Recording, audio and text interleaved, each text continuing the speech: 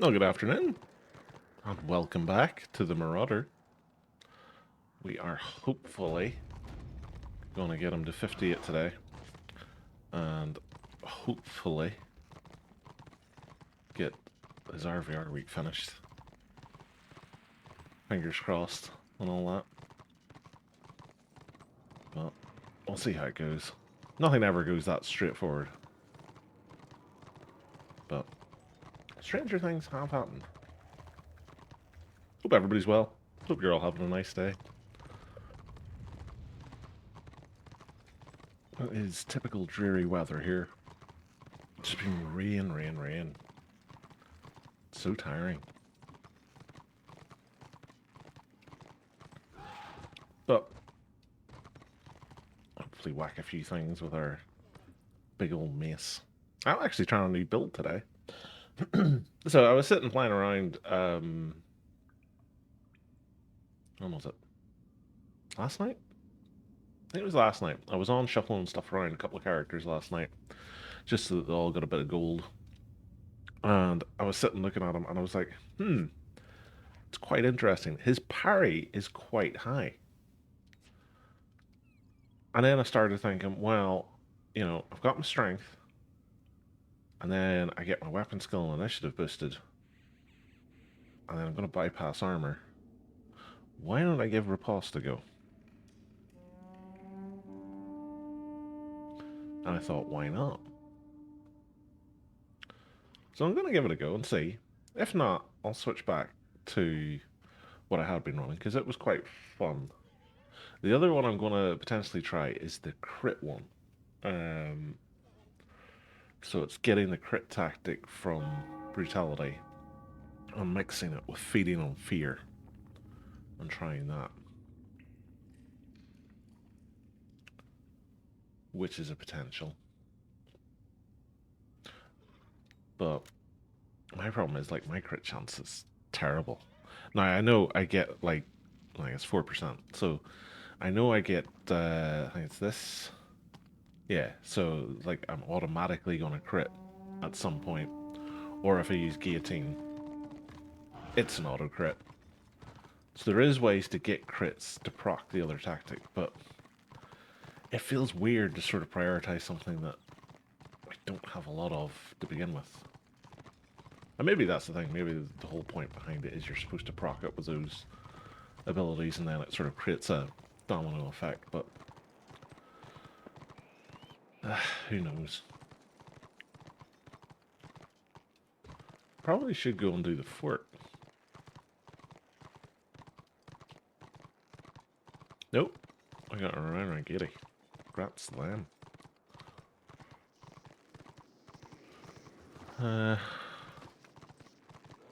We'll go and take this BO or die trying, and then we'll go to the fort. Get a chance to get a bag, because I want to try and get the... I know there's 6 Genesis crests, but I want to try and get the Genesis axe, because I've got 2 of the RVR one, which is great, but the Genesis one will scale higher once you change it into the fort one. And at the minute, it's higher than one of these in terms of DPS, and it has the proc on it. So my thinking behind it is, he's already got his last bit of oppressor, which is going to be the chest piece once I get 58. I'm going to have enough war crests by the time he's 61, where I can buy the upgraded axe for the RVR one. So then I'll have basically a boost on both weapons. And hopefully that'll help his damage output a bit as well.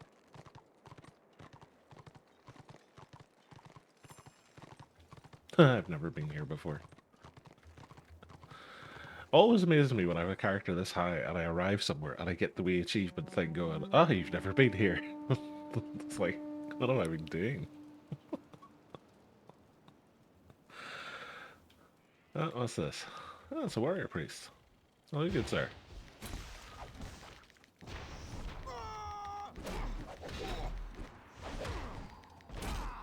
Have a bit of that.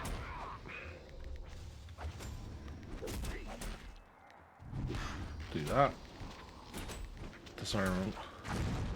The old parry up.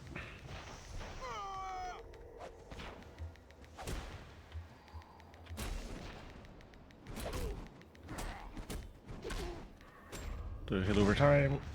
Do that. Oh, I can't do that again yet. Crit. Armor.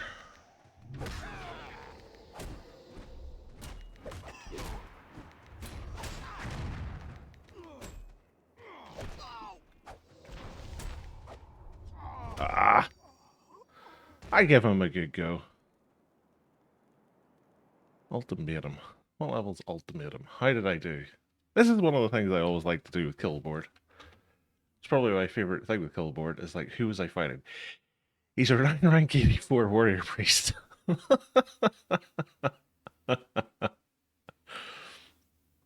Okay.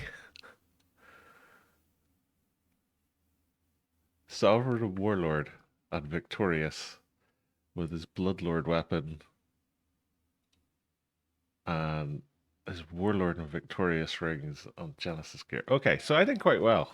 Right, I nearly had him at one point. So, seemingly my idea of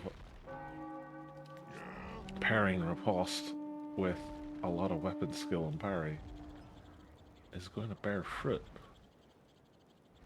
I go to Inevitable City, I can go down to the Maw and get into the fort that way. So we'll do that.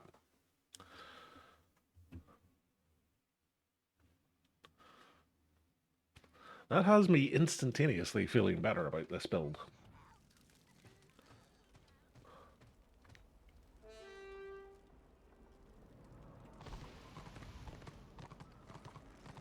Because I honestly was convinced that it was just going to be a big washout.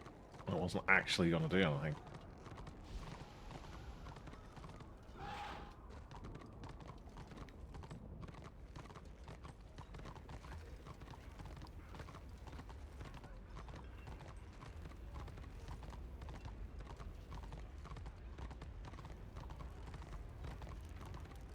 Hammer Sigmar.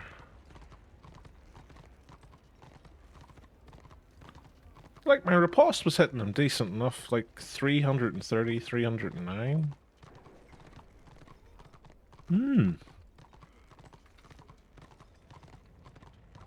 How's the game these days? It's pretty much the same as it usually is. At the minute, we've got an event running where basically the event requires you to be in the elf zones. So people are generally quite keen just to sit in the elf zones, which is a bit boring at times. But in terms of like the overall health of it, it's pretty much the same as it's always been. Some days destruction's on top, some day order's on top. Order likes to funnel and keeps. Destro doesn't like to attack keeps if there's anywhere close to equal numbers. Much of a muchness, really. Oh, crikey. Well, that went well. At least I got an achievement for it. I know how to climb down mountains. My disappointment is immeasurable. And my day is ruined. So is mine, Nancy. So is mine.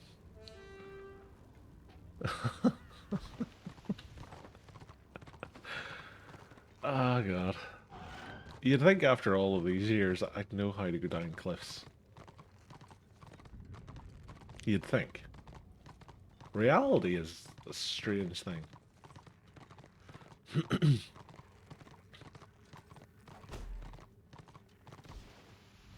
always dismount you.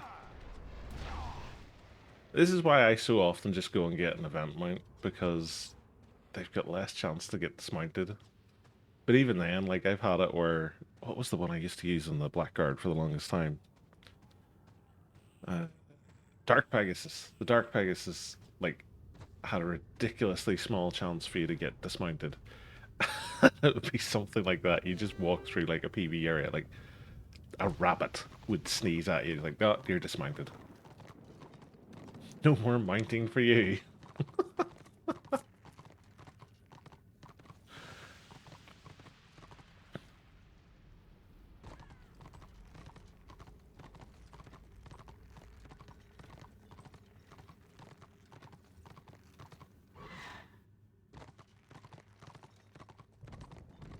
I always love the visual design of that keep. It's so chaotic.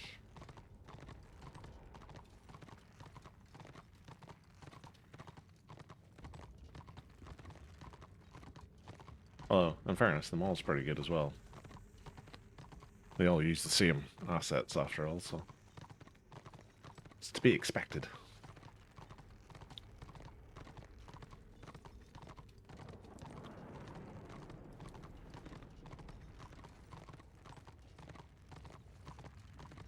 Inner door's 36. Destro's lost like 30 defenders by the looks of things. So it's going well.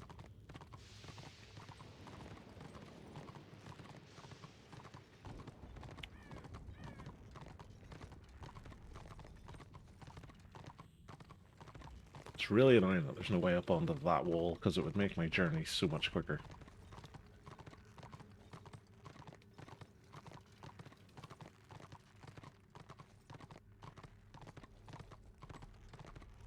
Then again, not falling to my death would have also made the journey a lot quicker, but there's no accounting for me.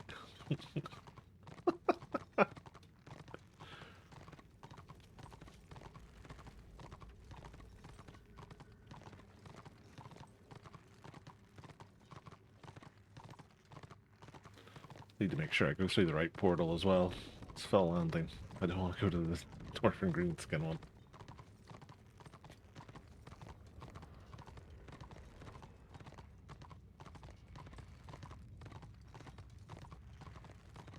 So is that... when is that? Sunday... That's like 1 AM? Monday morning?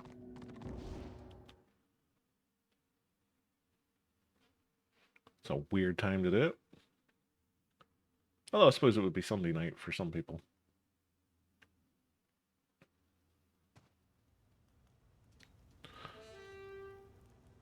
I can't say anything on live. We used to get up at ridiculous o'clock on Sunday mornings to push cities.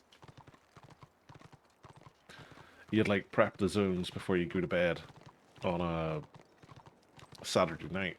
And then Sunday morning you'd log in at like 3, 4 AM and you just start pushing zones.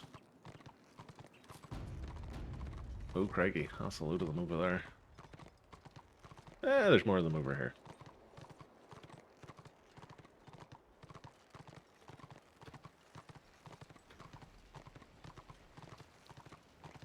This is going to be a bad time to try and go inside.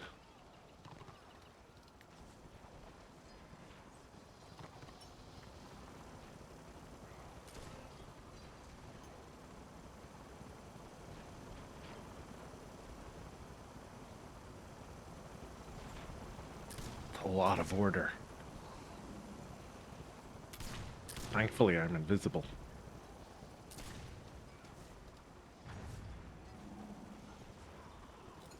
Go join these guys.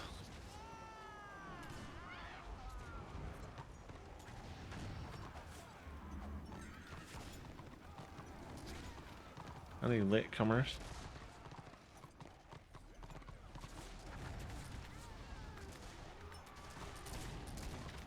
Ah!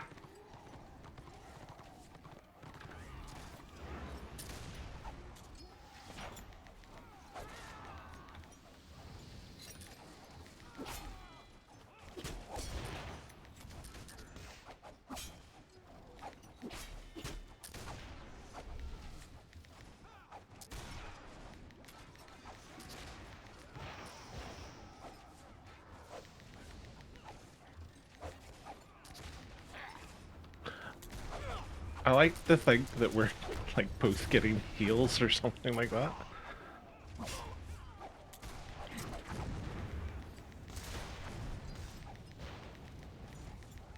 Come on back, key card. I don't want to die. Jesus. Have you ever seen anybody as cowardly? I'm going to start a fight, and then I'm going to wait for someone to come and help me, and then I'm going to try and back out of it. Ah, witch hunters. Good old witch hunters.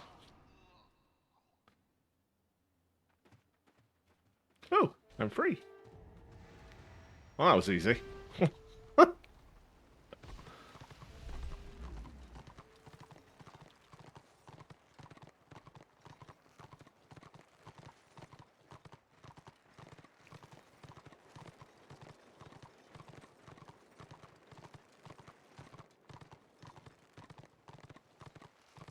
Probably should have switched to brutality and tried to guillotine at the end. Problem is, I would have just made myself really easy to crit because I'd lose all my initiative.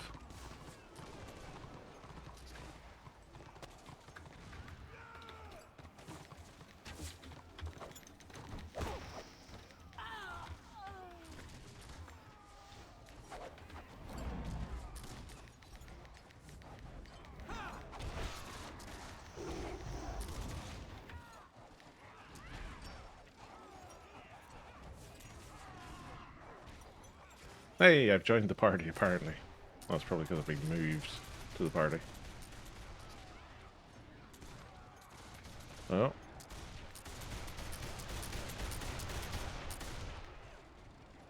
Terrible embrace. Yoink.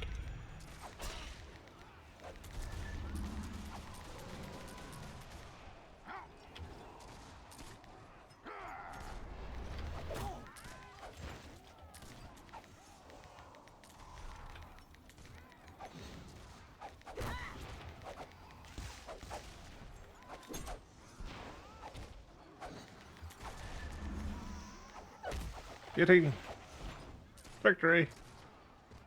Oh no, that's a posture.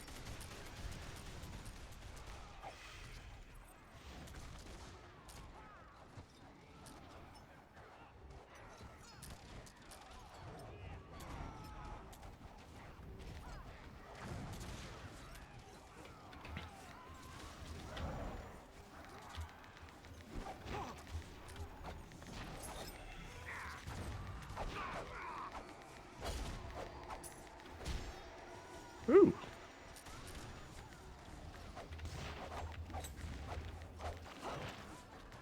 He was like, I'm going to come in here for healing. Oops. No, I'm not.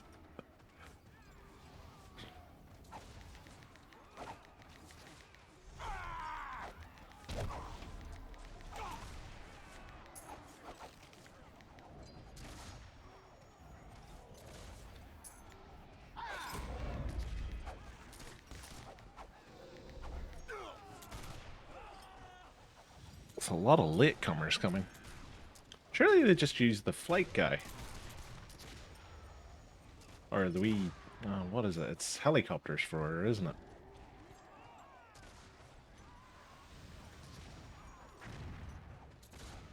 Somebody's probably screaming in region chat, there's gankers downstairs.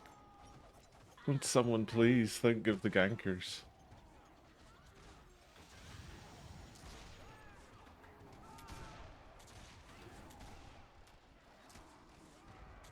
The one good thing about it is probably getting these kills is going to help my contribution because I've done nothing else.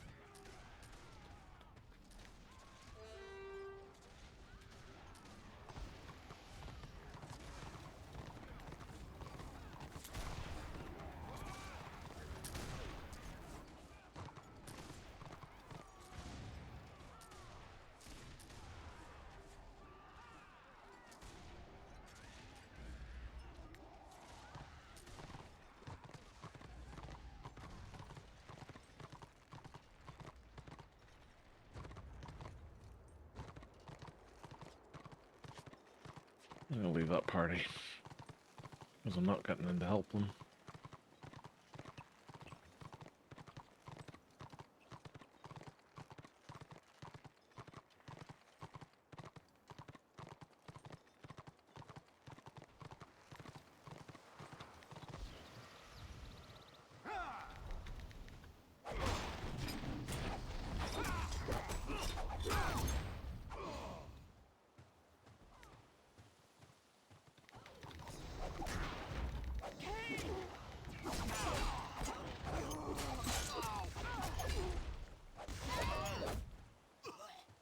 Waited.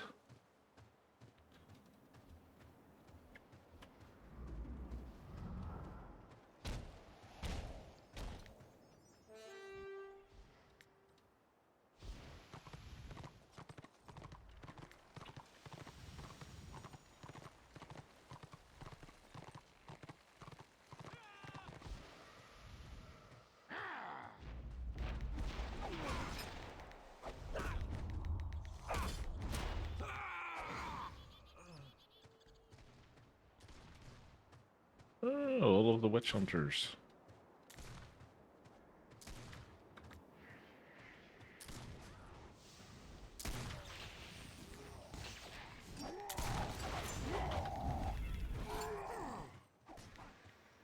I'll take a healing potion.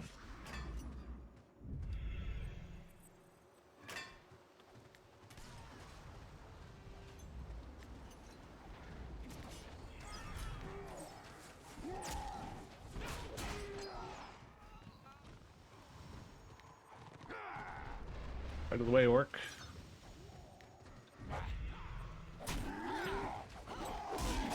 Probably should have cancelled that after he pulled him, but sure. My DPS was not very effective for some reason. I love it. Hey, it's Ash. Look at the Zerger. To be honest, I'm just learning from you, dude. I was like, what would Tosh do in this situation? I was like, find as many people as possible and run as a giant posse. How's your weekend going, dude?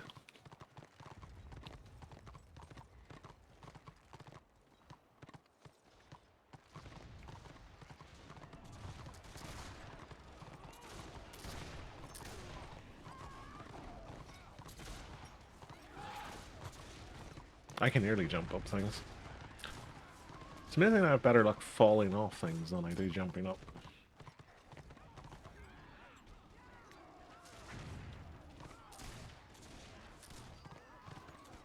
Can I get close enough to do this? Yes, I can. Hello.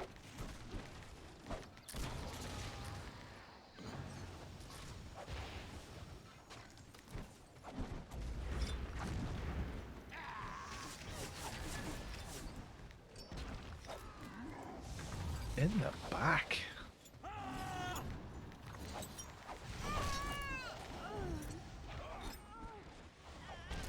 That's true zerging right there. Been good so far going to parks and to get walking in and take the dog out of the house. Nice, dude. We walk in the park's always nice.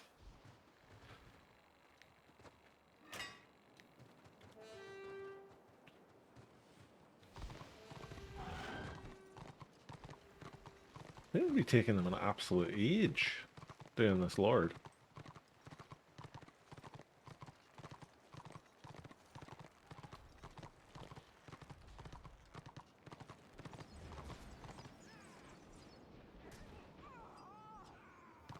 Oh, the Archmage died.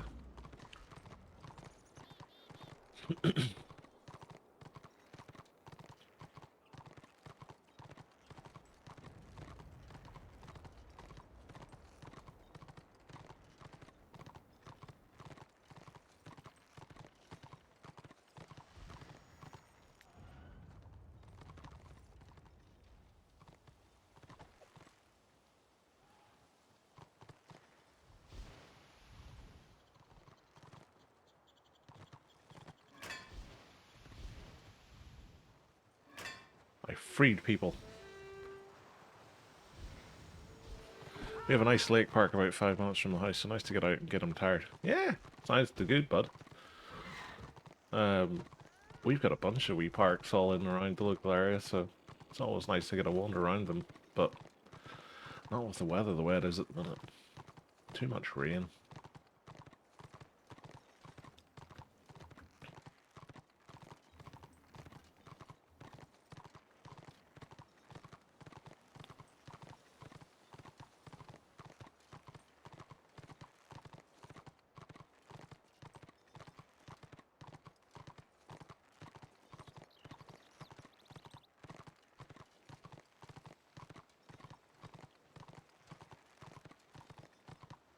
Hey, 1700. I wasn't even in the top 24. Almost like I was never inside at any point.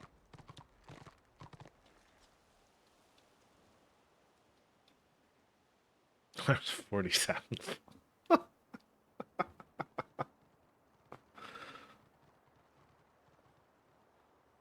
And the winners are not me at 41st.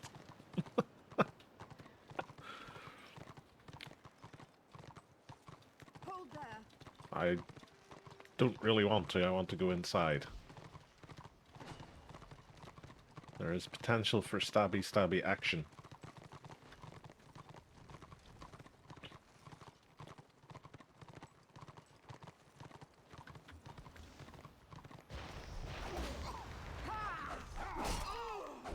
It'll never not amaze me people going AFK in this game.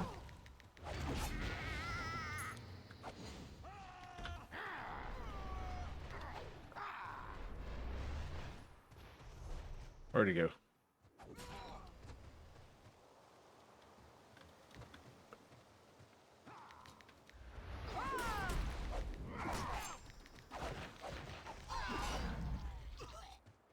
Felt almost like he was trying to Alt F4 there.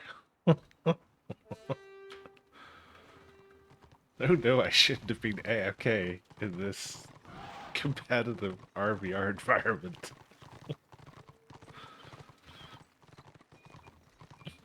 I use the word competitive very loosely.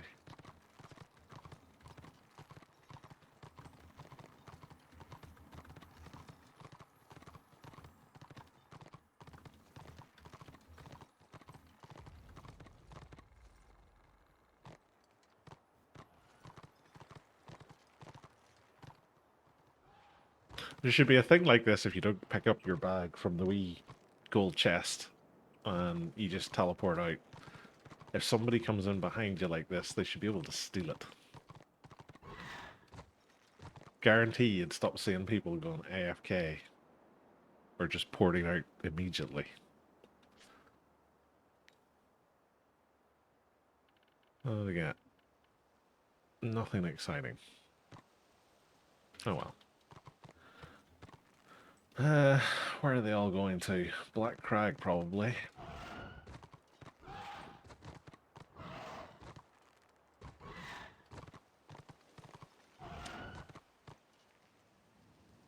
Or will it be Austin's and Troll Country?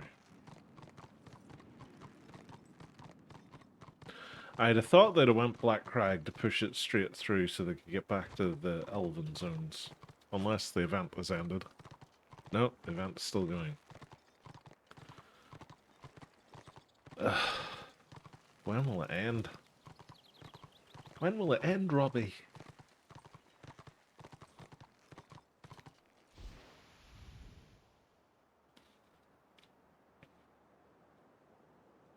I wonder what he's reading. Stuck his claw through it, whatever it is.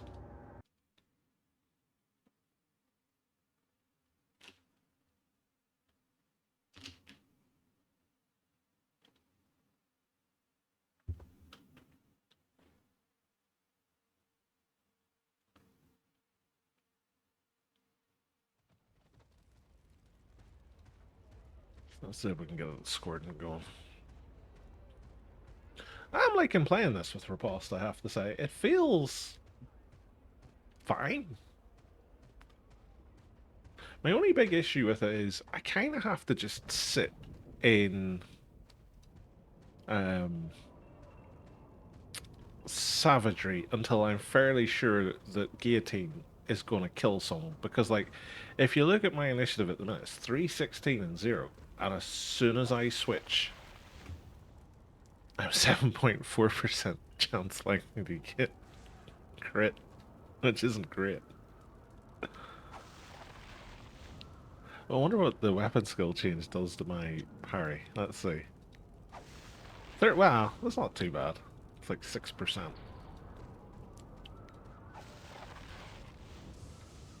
Dodge goes down to 9 as well. Ooh, 400% AAO in Austin. Let's go there.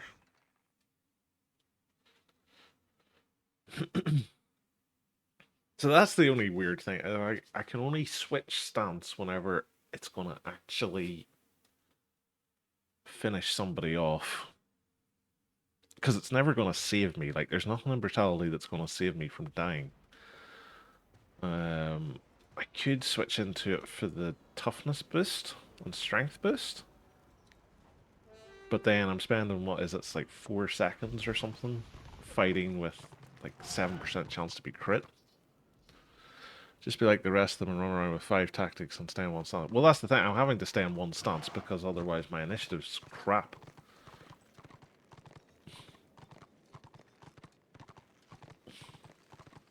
And because I'm lazy. As soon as I switch into brutality, I'm just getting crit like mad. And the problem with it is, I'm switching into brutality specifically for gating. So I can only really do it at the end of the fight. So it's kind of like, if I'm going to be low health and they're going to be low health, I'm gambling that gating's going to kill them. Because if I don't, I'm stuck there and they're just going to kill me.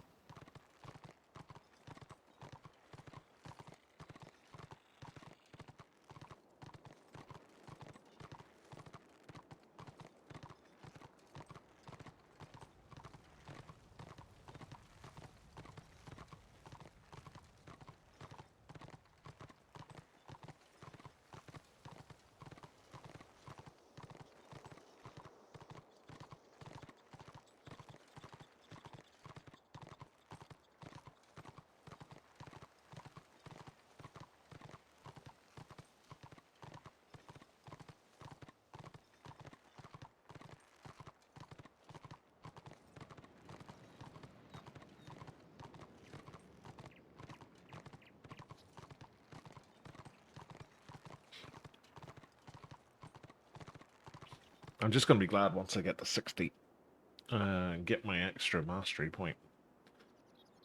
Because it feels like as a melee DPS, if you're not 60 with your Oppressor or Vanquisher gear, your life's just horrendous. To that point, it all starts to swing back your way again.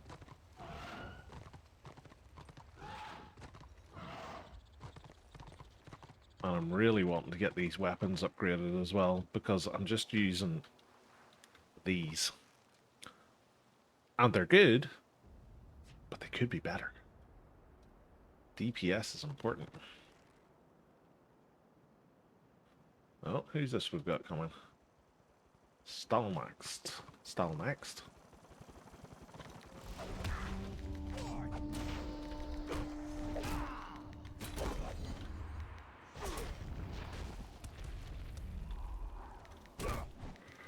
I'd be interested to know if he actually has the strength to get through my parry.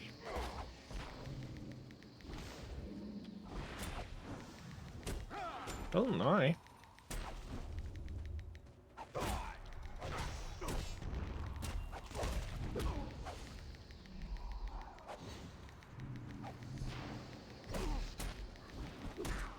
Got him up. All donations gratefully received. What did I get for him? 1700. Not too shabby. Steinaxed. I was getting his name completely wrong. I do apologize. Let's see, what level was Steinaxed?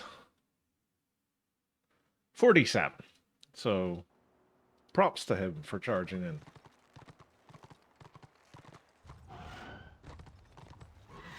He gave a good account of himself for 47. More players like that, please.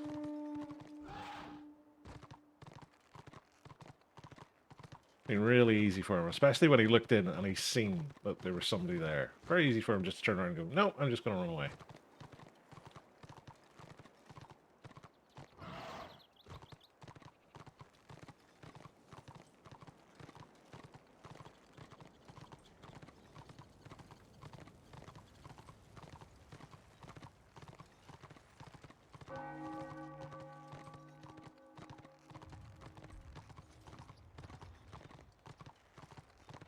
Oh, I've lost all of our AO.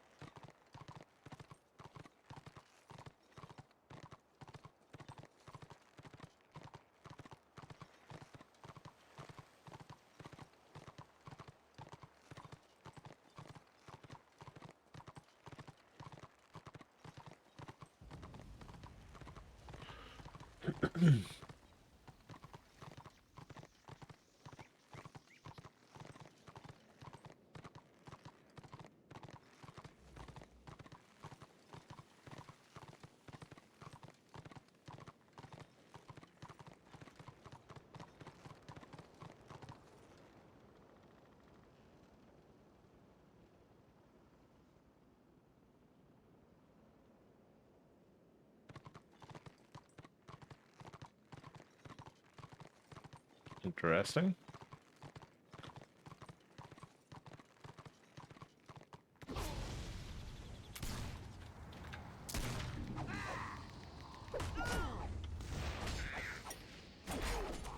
Never just the one, is there?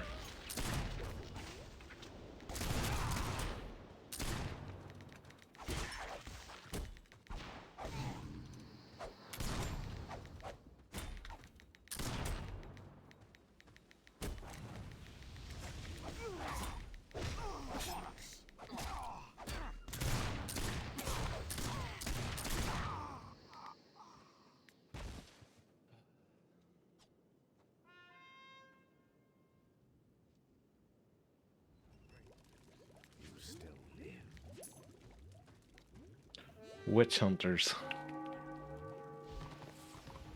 Nearly as cowardly as white lions.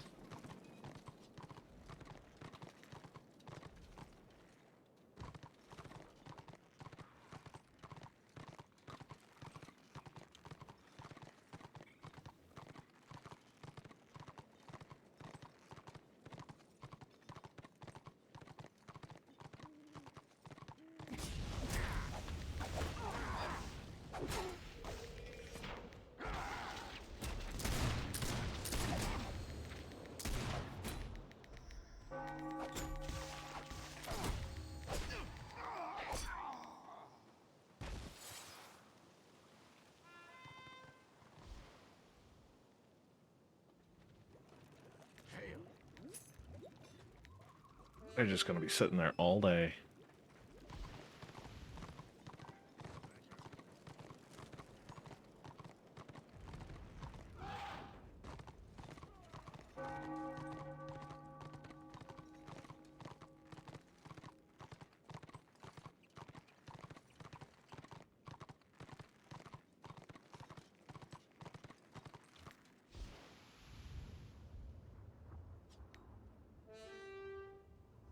Got myself some order supplies from myself.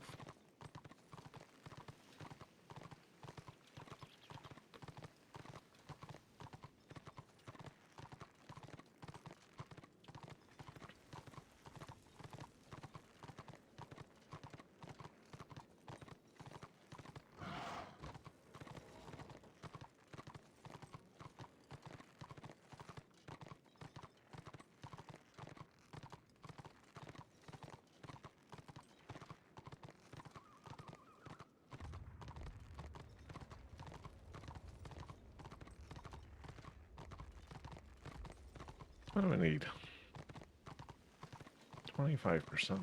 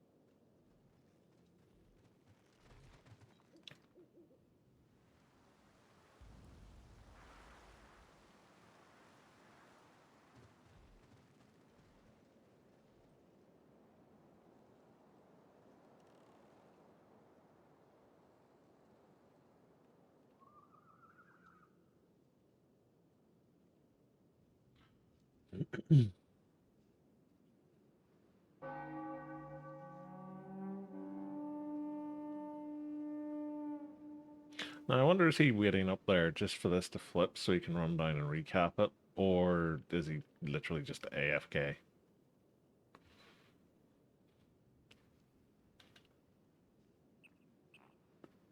Either is equally plausible.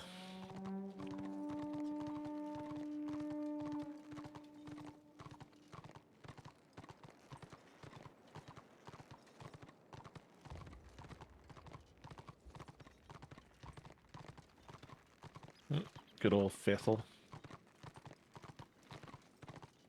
The scourge of tier 2 back in the day. He used to be like a hero mob or a champion at least. No, I think it was hero. Because you used to have like groups would accidentally just charge into him and he'd just start wiping them.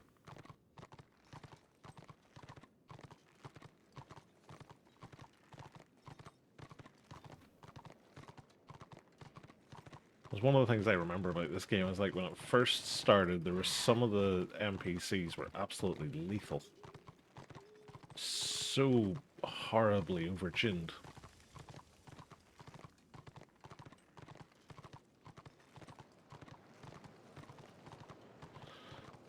Let's go into the Witch Hunter gank house.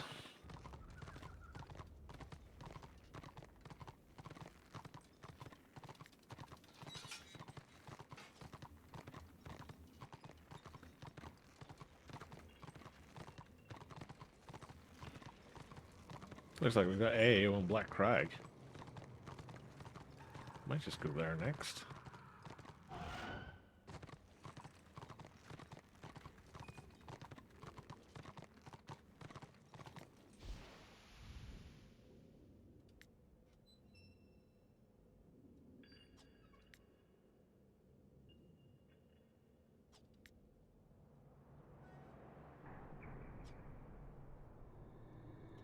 It's not done for our VR week. Not bad. Getting there.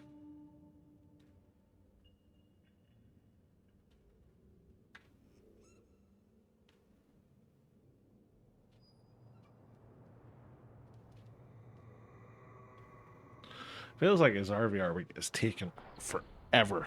And like I haven't played hugely this week, but normally he would be done in about 2 days. And this is day 3.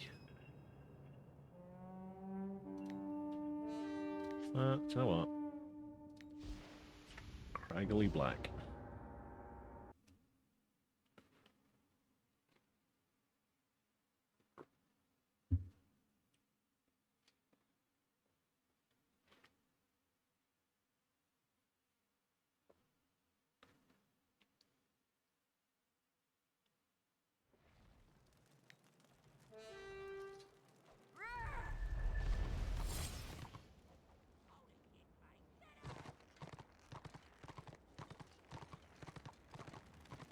I'm gonna give this discordant scenario queue until my potions run out.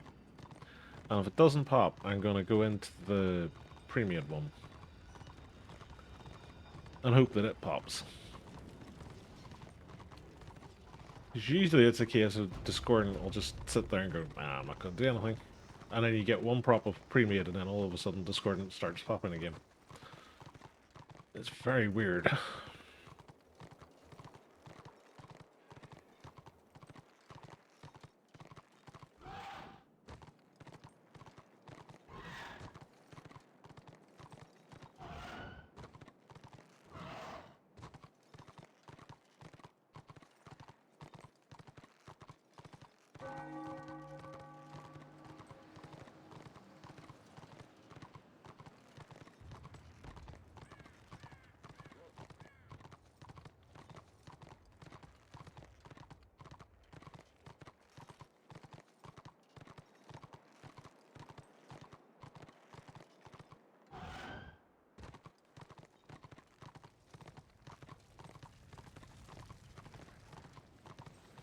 A wolf. And a wool.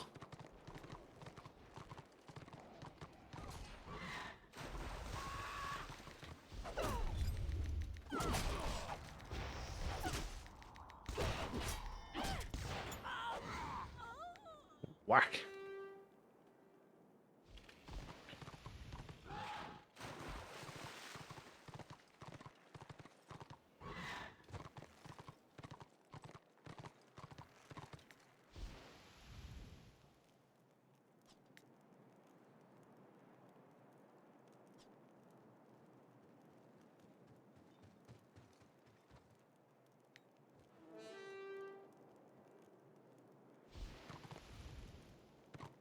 I'm gonna guess the reason we've got 60% AAU here is orders rolling as a giant blob.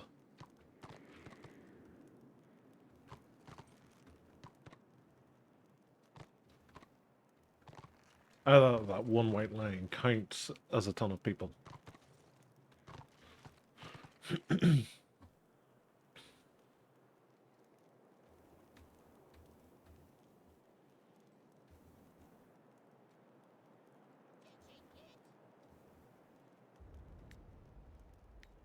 I'll have a drink with you, good sir.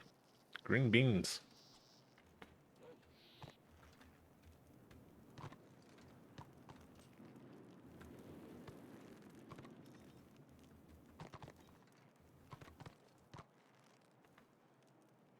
Green beans nose picker, if I may. Is that you, Yancy? Are you playing a shimmy shammy?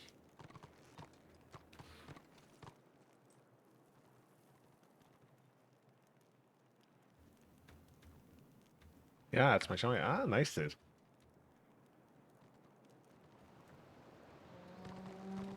How are you finding the shammy? I enjoy the chamois in short bursts, but my big problem with it is kind of the same as this guy. I can't stick to one spec. I'm constantly re-speccing and going, ah, this is better. No, it's worse. No, it's better. No, I'll try this. Oh, that's better. No, it's worse. The problem is I just don't play him enough. So I never get into any sort of rhythm.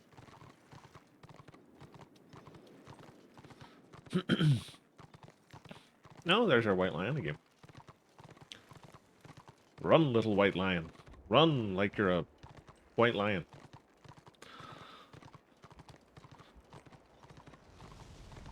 Ah, this is the difference between a marauder and a white lion. Charge in and die. Like a man.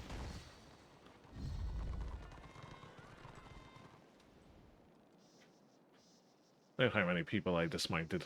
That has to count for something. Fonzie cool points sort of thing in this game, right?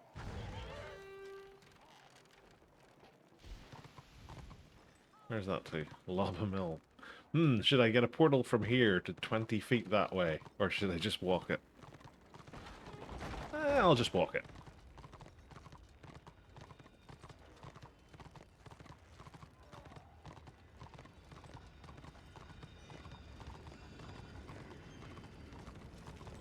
Oh, I'm here already. That's the weirdest portal in history. Like, why put it so close to it? Like, I could understand it if it was up beside the Flight Master. You're like, okay, it saves you having to walk all the way down, but once you're already at the gate that's beside Lava Mill, why have a teleport to Lava Mill? Bizarre. Utterly, utterly bizarre.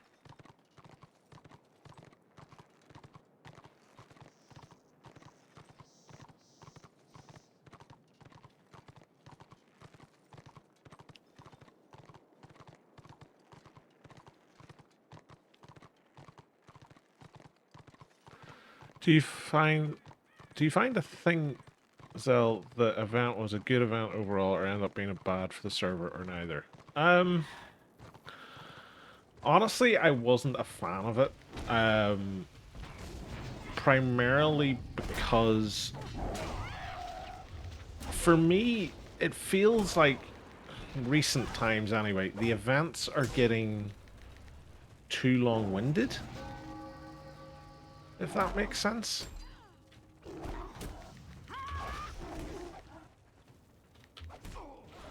Is this guy for real? Is like he literally just running away?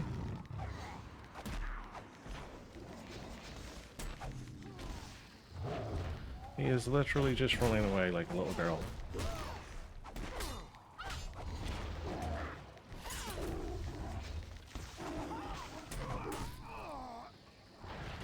White lions are crazy. What was I saying? It feels like events are too long. Like there's too, not too much, not too much in them, but there's too much to them. If that makes sense. Oh, that's the wrong one. It's this one. So like for this one, you've got all of this to do, and then each of these has got their own specific thing to do, and each of these has got all the things to do, and you have to do all of that to get from here to here, right? Whereas in my mind, this should be split up. And it should be you should have a section dedicated to scenarios, a section dedicated to open RVR, and a section dedicated to PvE. And if you only want the PvE, you PvE your way to max. If you only want the RVR, RVR your way to max. If you only want the scenario, scenario your way to max. And then you do a mixture of them all to do the whole thing. The way the rewards are structured out, like realistically for me, the event item is the thing I want. I don't care about getting another potion of acclaim. I don't care about a cloak.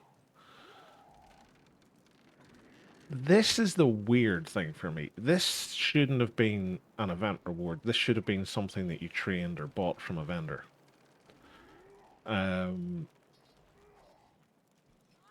And that way it would have been more accessible, or at least this basic tier would have been quicker to do, right? And I don't like the idea like all of this stuff goes into the rings and then it all goes away again and it maybe doesn't come back for another year. Now, in the in-between time, it started off with the Twitch drops. And the Twitch drops, as they always do, had hundreds of people on watching streamers doing like 10, 15-hour streams every day. And there was a period when the Twitch drops ended. There was a period of a couple of days where you could just tell everybody had burnout because there was population in game was low, and there was very few streams active. Now it's picked back up again. Like there actually seems to be a couple of those streamers have stuck around because I keep seeing new ones each day I'm on going, ooh, we've got newbies, which is a good thing. But in terms of the overall health, like for weeks there, we were just stuck in the elf pairing.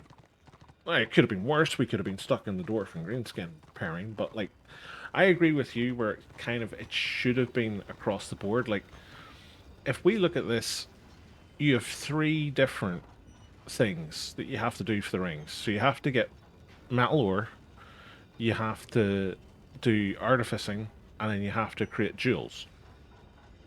Would it have been so difficult to go, okay, you get the ore from Empire and Chaos, you get the artificer stuff from Dwarf and Greenskin, and the jewel smith stuff comes from the elf lands? Right? Because then it would have forced everybody to start pushing zones over and over and over again, right? Because you would have needed all three. Assuming all three are needed in equal amounts. Like, the way it would probably go round is one of them would be seen as lesser than the other. So two of the zones, let's say Empire and Chaos and Dwarf and Greenskin were seen as the most important. Those two zones would have been active all the time, and you'd only be getting into Elf every now and again. But that, to me, would have been a better game design decision, because you are promoting the campaign to further the event. And to me, that's what it should be doing. That's what the event is all about. Like, you should be promoting the play that you'd normally have. Because, like, events are a way for, like, new people to get in. Like, those Twitch drops. You're always going to get new streamers coming in just to do drops. They're going to bring with them a whole bunch of people who maybe have never played the game, who are just there to watch that person play. If they're seeing a whole bunch of stuff happening where it's just stagnant back and forth, they're just going to go, I'm not going to play that game, it looks boring. Whereas if it's like just constant going, then you start to bring in new blood and they start going, well, this actually looks quite fun. This must be what it's like all the time.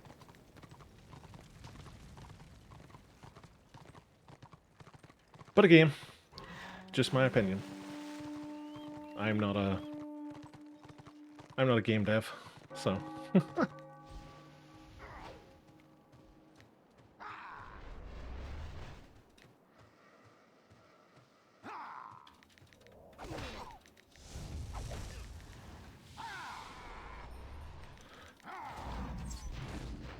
bloody Shadow Warriors.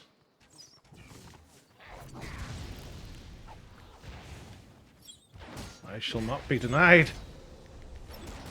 Dot him up. Ha! 3v1, I still got my man. I'm 100% with you. Event promotes farming, it should promote campaign and overall game. Yeah, so, like, there's going to be a degree of farming because the game itself promotes farming. So, like, if you want to get the most amount of renown, the most amount of crests, and you want to do the least amount of thing to do it, you blob up and you go and fight another blob in one spot and you'll get all of that.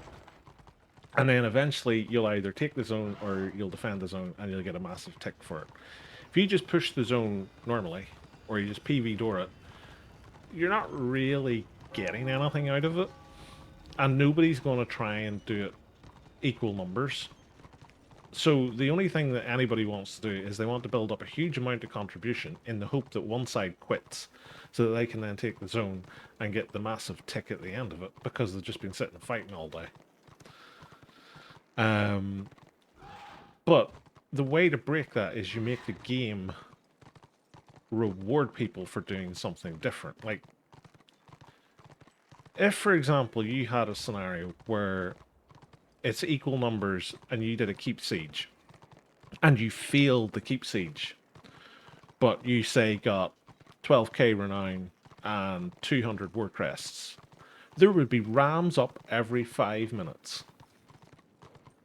Wouldn't matter what the AAO is, there would be rams up people running the keeps every 5 minutes. The reason that there's not is because they get nothing for it. And they know that if they go, the people that they're fighting are going to get something for it. And they don't like that. So game mechanics drive player behavior. Player behavior becomes ingrained, and then it gets distilled down to its most basic point over time where there's no change, which is kind of what we've got here. Which is why you'll often hear people who've been playing this game for so long saying, oh, well, it just gets worse year on year. And it gets worse year on year because people start to find that they can get away with doing even less than they did the year before and still get the same rewards.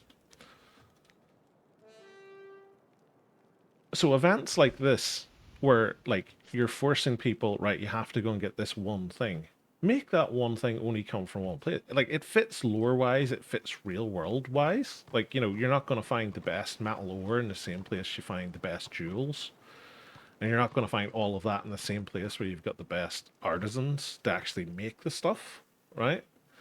Like, it all comes from all over the world and goes to different places. So, like, why not have it where it's something just like that?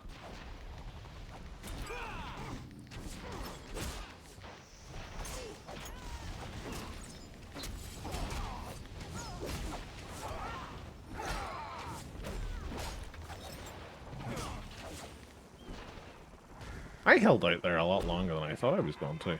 That's quite impressive. An event that is in one zone only promotes never. Yeah, but that's the thing. Like, they had a way. Like, it was literally like the most obvious way out of it as well, because they had like 3 different crafting professions with like 3 different inputs into it, and they had 3 pairings. Like, 3 was quite literally the magic number. Oh, look at that. You instantly queue up for the pre-made one and you get a pop. Like, boom. Coincidence? I think not. Watch as we now get farmed. Waiting to see all the wee red dots down here in this corner.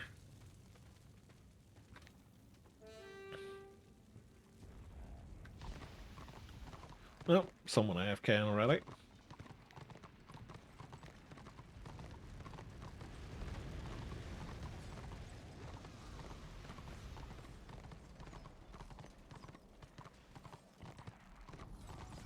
I've never understood that. Why would you queue up for a scenario and then not bother taking part? Hello?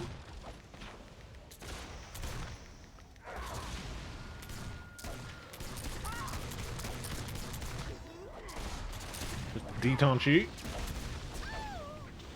Bye.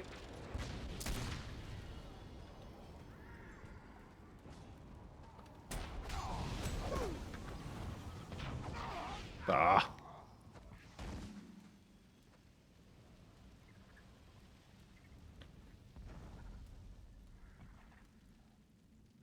And again, that's not to poo-poo on whoever came up with this event, because obviously someone put an awful lot of thought into it, right? There's a lot of things there that sort of, I'm sure, like this whole ring crafting thing took a lot of effort to do. You know, getting the PvE aspects in place to do all the demonic stuff and make it sit right and where it's going to sit in zones and that kind of thing, all probably took a lot of work to do. Again, the event mounts and the different, um, what do you call it? Different mount designs and stuff probably took a lot of work to do. But at the same point, I don't think that's what this event's going to be remembered for. And like, there's a lot of people who've like found a lot of fun with the event. Like, some people do like farming. You know, whether that be farming for materials or farming other players or whatever. So, like, I'm sure they really enjoyed it. Oh, our Blackguard's decided to move. He's now over there. Thank God he's protecting that ruined cannon. What a hero.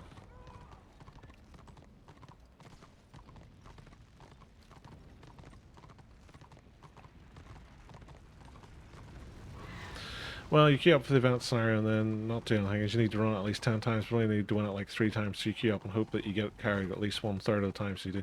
Well, that's the thing, it's the same with any of these. Like, this weekend scenario is the same. Like, the scenario itself doesn't reward you for playing it, is my problem with anything that's scenario related. It's all about kills, right? So, like, if we were to look... Assault Necron. Defeat enemy realm players. Kill all the enemies you find. Participate in it 10 times. Fair enough. Win it 500 times. You're not winning this with 500 points, because you're going to be facing this all the time. Right? Unless you go and get a pre-made, and then the game starts matching you against pugs. You're not winning this 5 times 500 nil as a solo player. But there's nothing in here about, you know, cap and hold the supply room, cap and hold the gate switch, cap and hold the ammunitions cache, which is the whole point of the scenario, right? Why is it not cap the ammunitions cache 10 times? Or hold both the ammunitions cache and gate switch for an entire scenario, or something like that, right? It doesn't make any sense.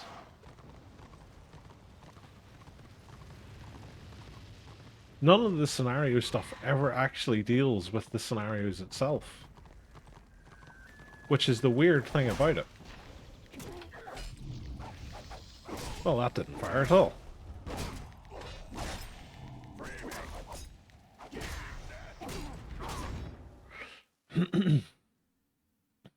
Thank God I had that boosted renown gain, so I could get 497.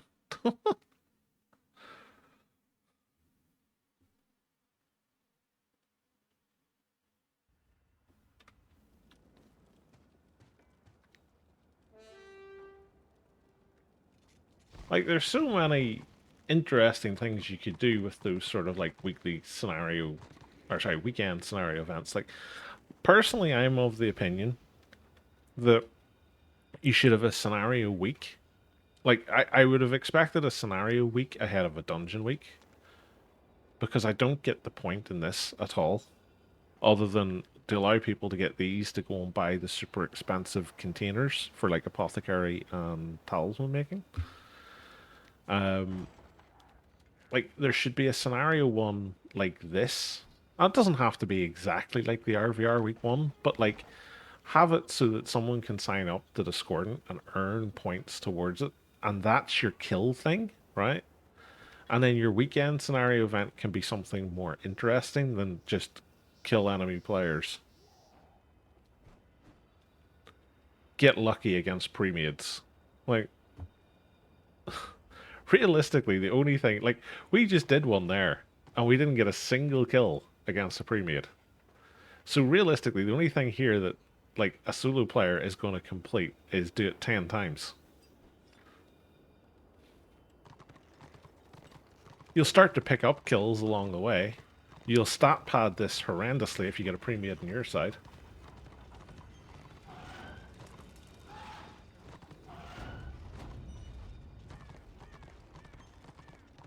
Oh, someone's over here. Who's over here? Oh, it's our white lion friend.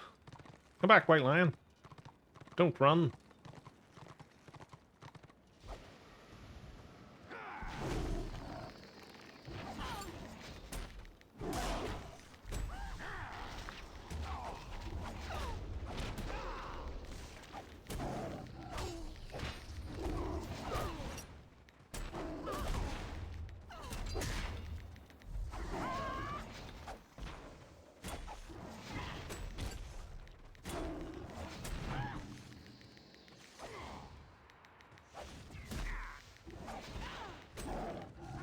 Look at him, he just runs.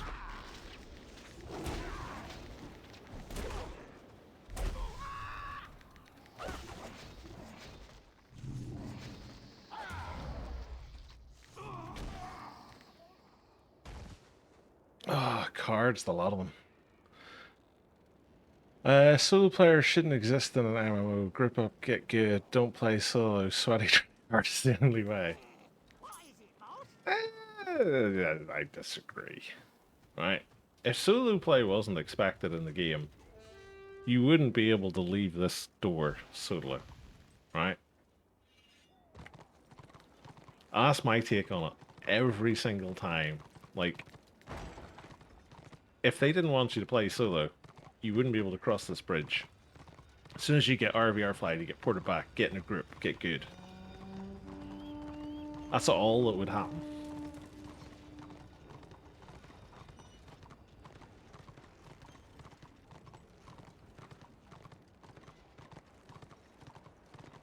The real reason is they secretly love solo players, because solo players are effectively at the mercy of group players. And there's nothing a group player likes more than to feel good about themselves ganking a solo player, because it taps into the mindset that the majority of the game actually wants, which is we want to run over people and not die, because that makes us feel good. Nobody wants a close fight, right? Nobody wants what that white lion I just did, where we're fighting down to like the last sliver of health. That's, you know, too much can go wrong, effectively. You might die. God forbid your kill to death ratio would be ruined. Like, it's things like that that they secretly want solo players, because solo players are there, like, it's the same as the scenarios. Solo players are there to feed the pre-mates. That's why the scenario system is set up for pre-mates to get solo players first rather than other pre-mates. Because pre-mates don't want to fight pre-mates because there's a chance they'll lose, and then they'll not get good rewards, and then they'll feel crappy about themselves because they're losers, and then they'll not play because the game makes them feel like losers. Okay, sarcasm done.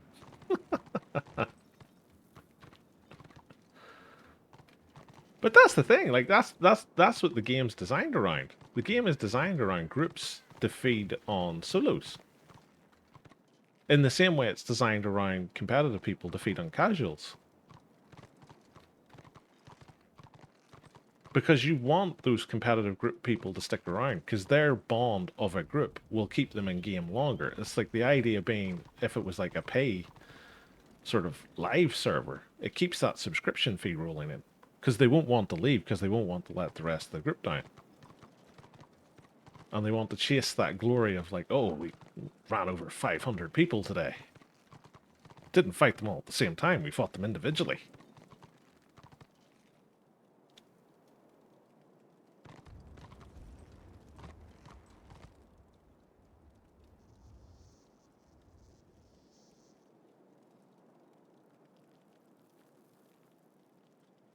Ooh, butterfly.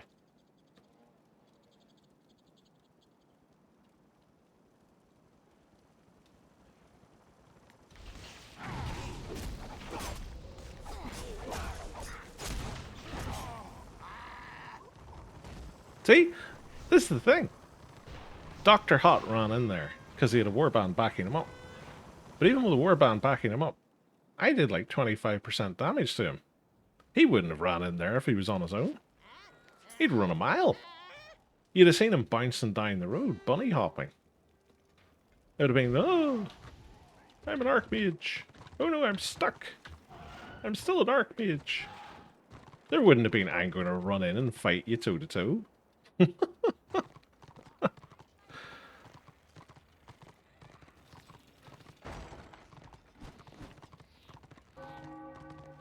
How's our RVR rate going? Ooh. What's that? 655. Apparently I just helped take Lobba Mill.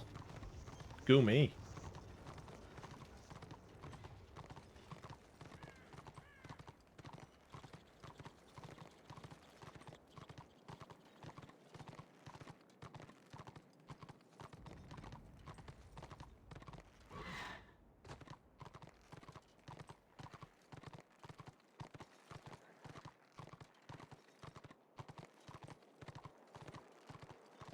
I honestly think I'm never getting a scored in skirmish. Now, if I do this, in about 3 minutes, I'm going to get a pop for something. I don't want to do Harley and George. Or Maw of Madness. I'll leave the rest of them. Well, yeah, I'll leave the rest of them. If I get a Phoenix Gate or a Serpent's Passage, I'll leave it because it's part of the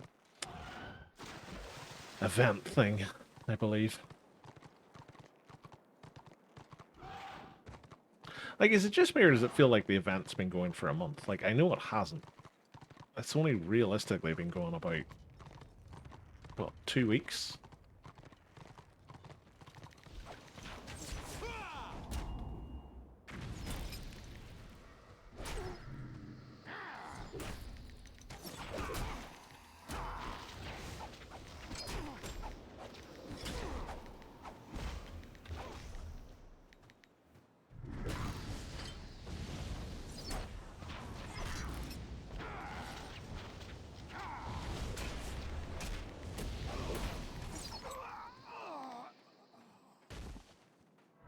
Oh, we're getting a Serpent's Passage. Luckily for you, I'm assuming Destro won't defend Blackcrag Fort and High Elf will reopen. You can get back to your event farm, usurker. Honestly, I don't think I could predict what Destro's gonna do half the time. Because uh, it's just the only time they ever defend anything is when they get a cross-realm assist. Feels like, anyway. What the? Recovered part. I wonder, can you go to the opposite sides thing and take their recovered parts? Is that a thing? Why is recovered parts clickable? Come to me, little room priest.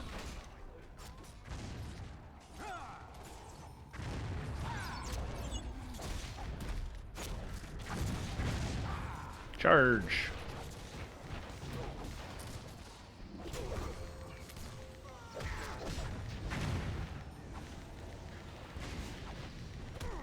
God, they just melt away, don't they, as soon as you start attacking their healer. It's almost like that's a valid strategy.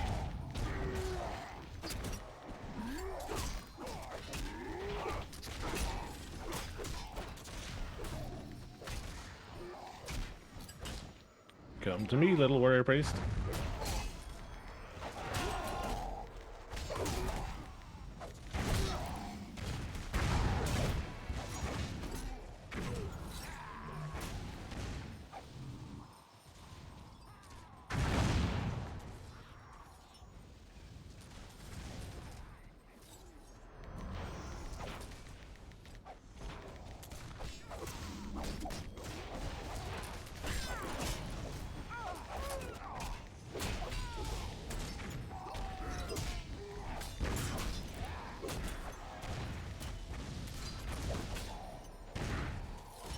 I was getting slayered.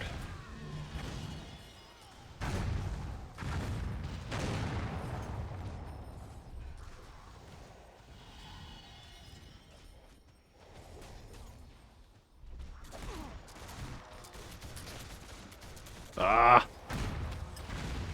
So mean.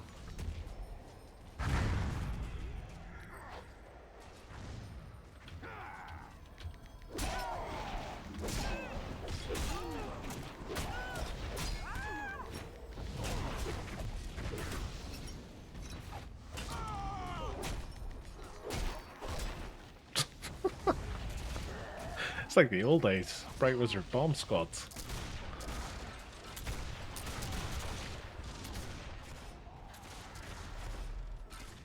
Go on, Dastro. Someone go and get that part. Be a hero. We can win this.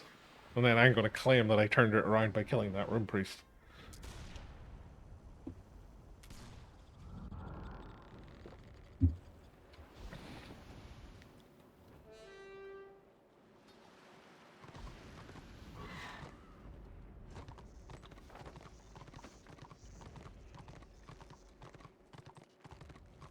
Wouldn't it be cool if you could use Terrible Embrace in your own team and you could just pull them towards you?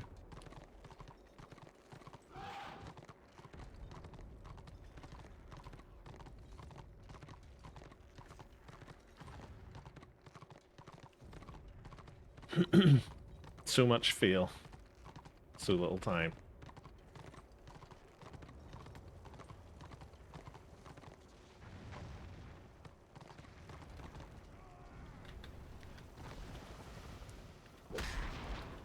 Son of a beach.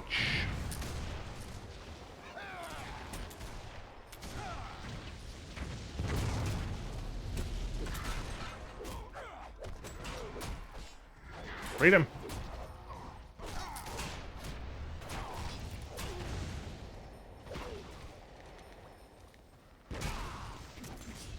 Ah, so close.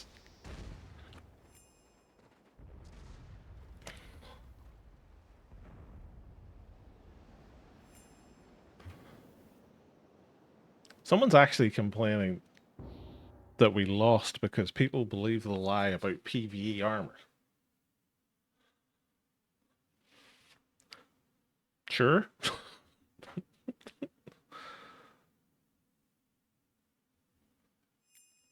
The other is you had a chance to go and get the part and you didn't do it. And then left it too long and let them do it. But maybe if you'd attacked their healer before I joined, it'd be a different story.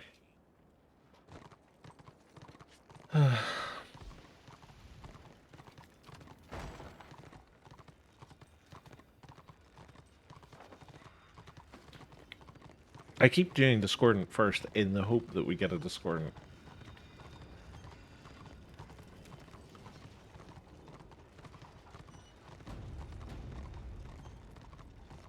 It feels like I'm just lying to myself. Oh, Iron Skin Scars. 2 stars. Does this mean we're going to get a RAM since we've got 200% AAO?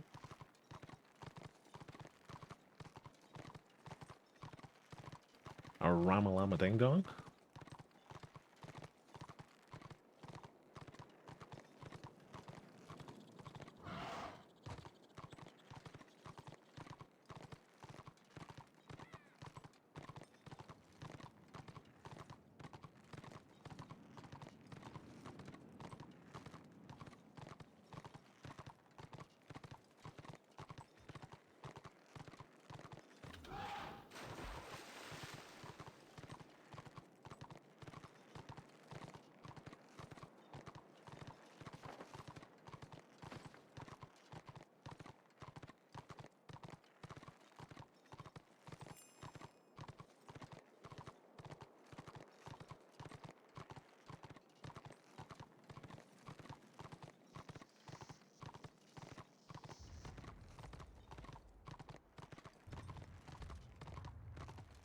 Half-Sooth bears. Good old Gav.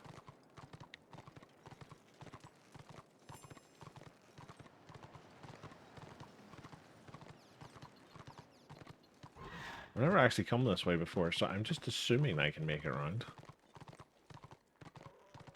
Ha! Parry coming in useful. Oh, there's a ramp.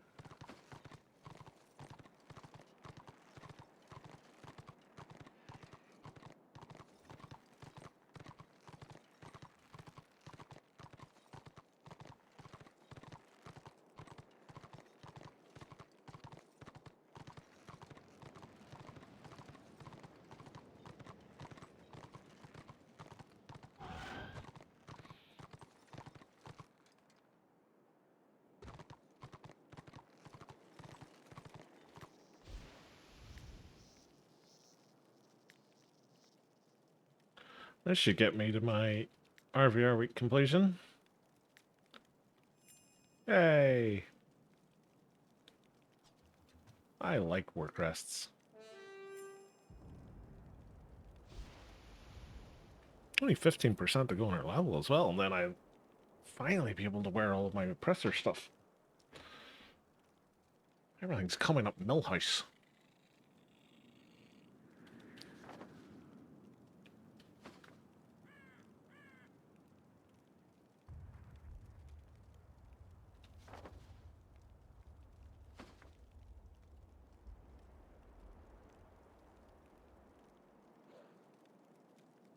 I was here the other night, the Marauder and Order were sieging the southern keep. I was the only person at the north postern, and there's just orders streaming in. I was just calling out in like region chat. It's like 4 bands of them are coming in. I sit and dismounting them. They wouldn't even stop to attack me because they were so hell bent on just getting in. And then Destro finally turned up and killed the last straggler. I was like, ah, job done. Like, uh-huh. Several hundred order inside now would suggest otherwise.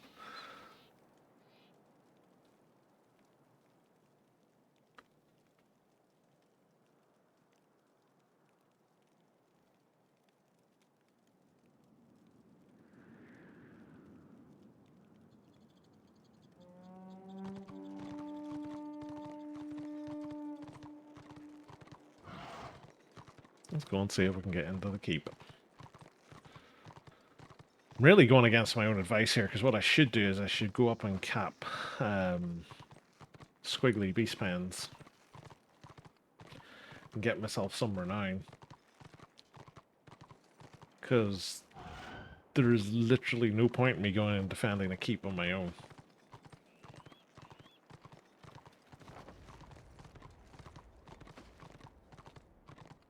It's a sad state of affairs of RVR.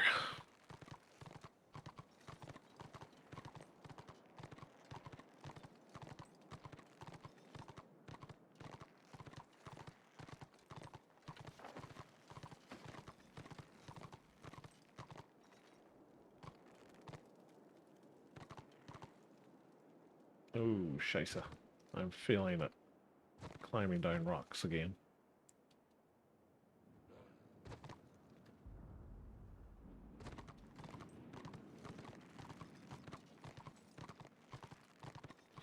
This is going to be guarded to high heaven.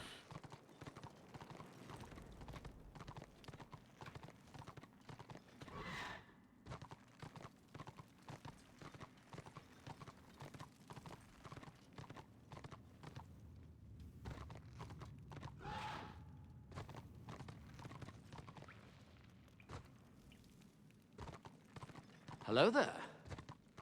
Hey, Helger. Nice things, bud.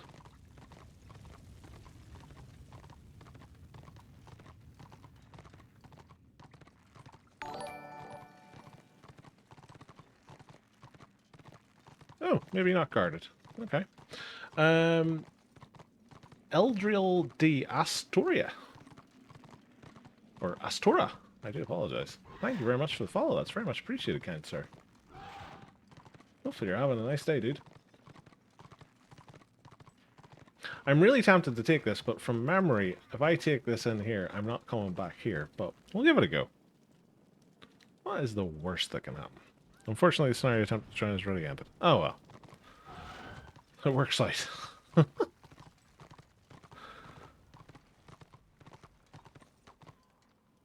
We have me, a disciple of Cain, a shimmy shammy, a blackguard, Choppa, and a witch hunter. You may be confused as why I'm saying the witch hunter's on our side. And that's because witch hunters are dicks, and not even Order likes them.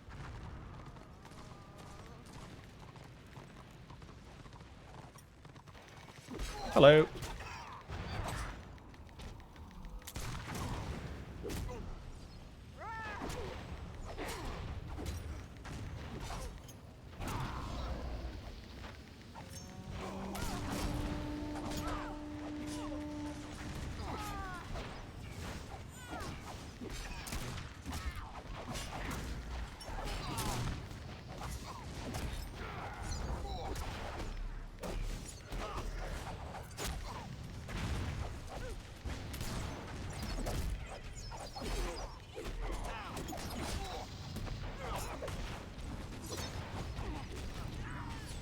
We did it. An entire group of people managed to knock a witch hunter off the side.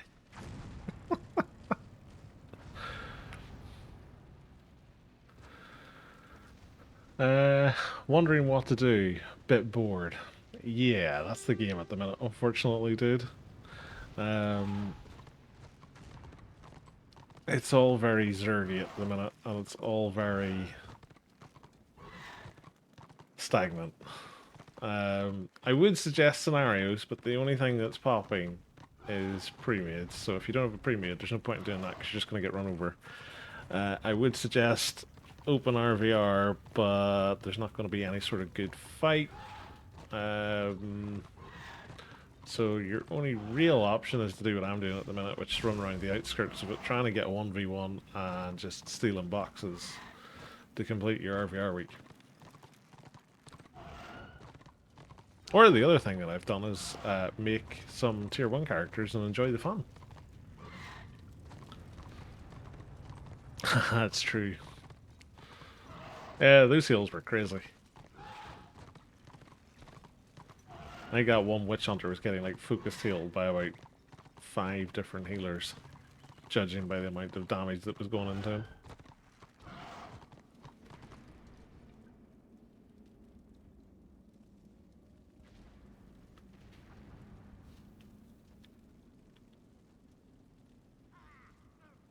Oh god, my lineament's run out of game. I'm kind of surprised we don't have more melee DPS coming in the posterns. It's just been that one witch hunter so far.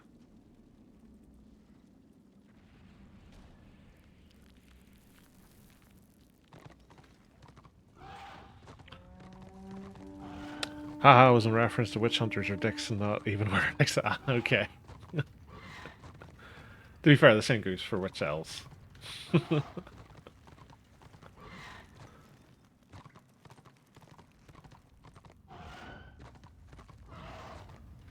My NG is level 35 now with super casual play. Do you remember when I came into this stream having just started art? I do. You're making good progress, dude. Hopefully you're enjoying the NG.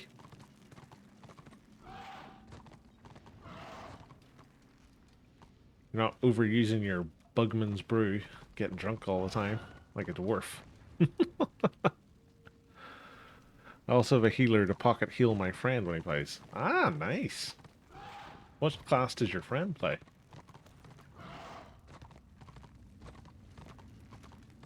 And what healer are you playing is probably the more important one.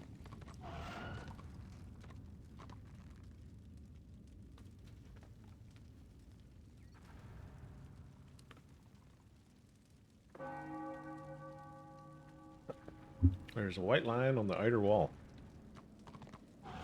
Apparently.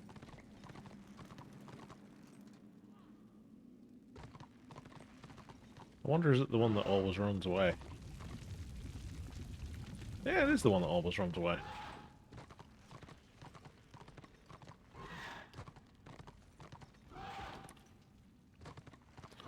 No point in going and fighting him. He'll just run away. Or stand there with pocket heals. Either or. He plays a white lion, I play a rune priest. Ah, okay. Met him more than a decade ago, he barely plays now as he has 2 kids, it's understandable. Yeah, but it's good that he still gets a chance to play it, to a degree. Relive the glory days and all that. Or however much glory you can have as a white lion, I suppose.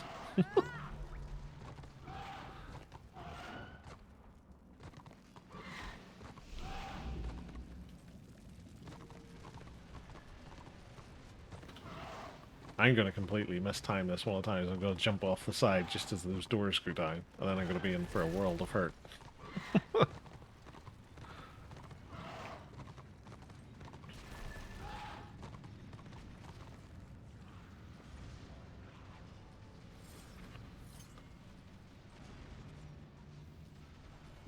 Still haven't seen any of the new shields that they added in for the Swordmaster or the Blackguard. Like, I know Blackguards are the least played class, and Shield Blackguards are even rare, but I would have thought I would have seen one by now.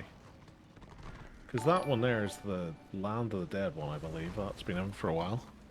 Helger, thank you very much for the follow, kind sir. That was very much appreciated, bud. Might as well. I mean, it'd be rude not to. It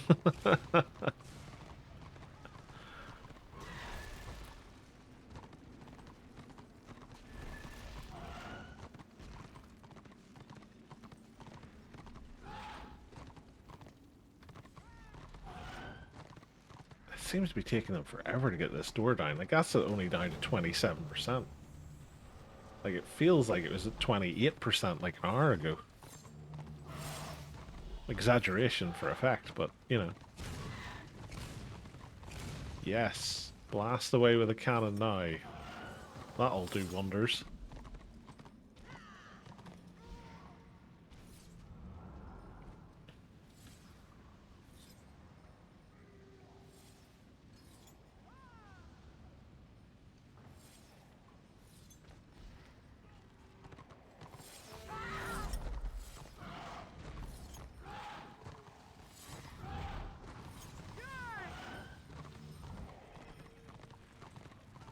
This is the weirdest keep siege ever. Like, we have about, what's this? Probably a warband inside. I don't even know if it's like... Yeah, so it's not even like, a group together warband. It's 6 people have formed a warband. And the rest, I don't know where they are, but... I was kind of expecting Order to have done the Order thing and have swarmed the inside of in here so much earlier. And they're just not.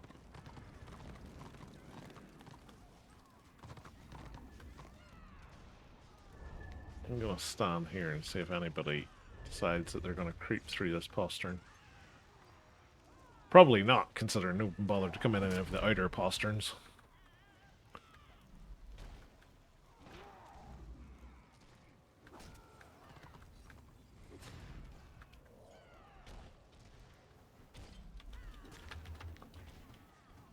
Ah!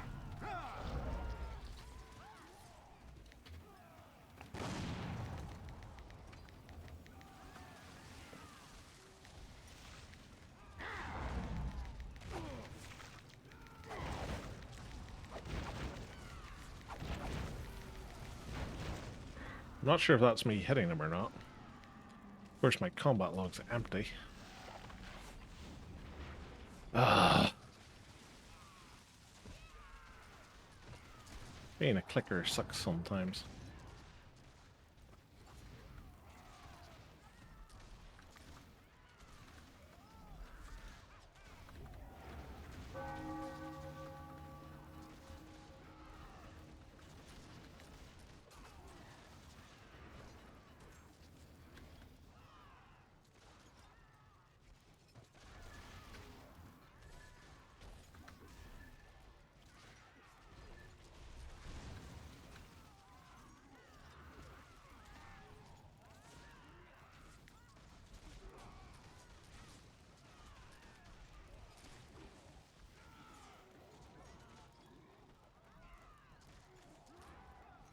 I'm making antisocial feel uncomfortable by standing this close to her. Practically making her social at this point. See, she's panicking now. She has to run away. She's like, no, can't have my good name ruined.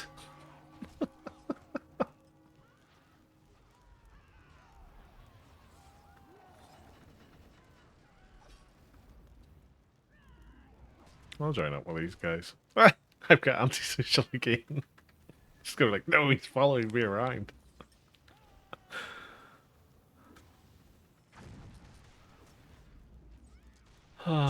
Need more boys in the ranked solo queue. Let's go. I telling you, somebody is after their triumphant jewelry, and they just don't want to have to pay 9,999 word rests for it. It's the only reason I can think of that there's this constant thing at the minute of queue up for ranked social. Or social? Solo. Got social on the brain now. Is this the thing for ranked? So there's like, what's that? 1, 2, 3, 4, 5 people.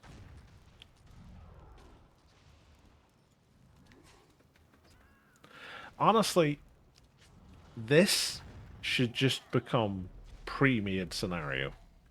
And then just have Discordant as the other one. Get it over and done with. Because it's pointless as it is at the minute. It's rumored you can trade Order to Destro via ranked scenarios. I mean, that's probably a good shout, because you can have Order and Destro on the same side.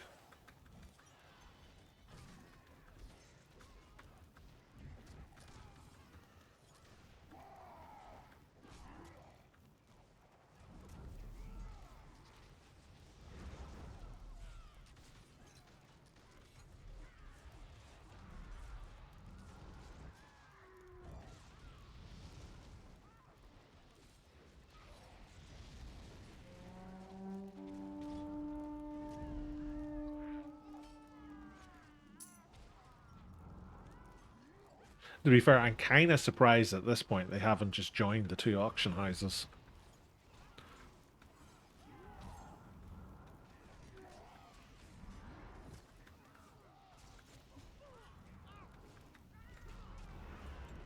Because I think it was it Star Wars The Old Republic had that? You could go to like a PvP zone. I think it was in Tatooine, and there was a conjoined auction house.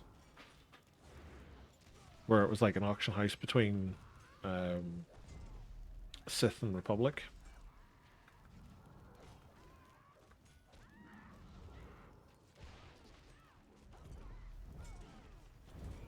And like with the population the game has, it makes kinda sense to do it.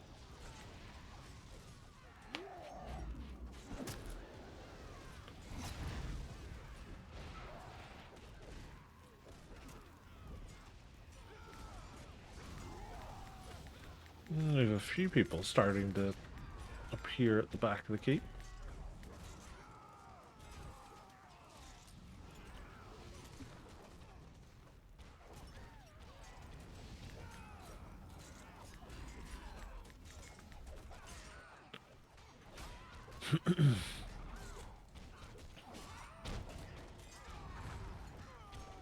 Again, I'm still kind of surprised that there's not more melee DPS coming into the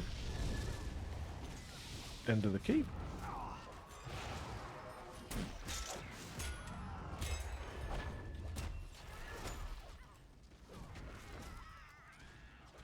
Antisocial's back. She's feeling sociable again. It's like I missed his tentacly arm. Although I suppose it's like a giant ape arm or something like that at the minute.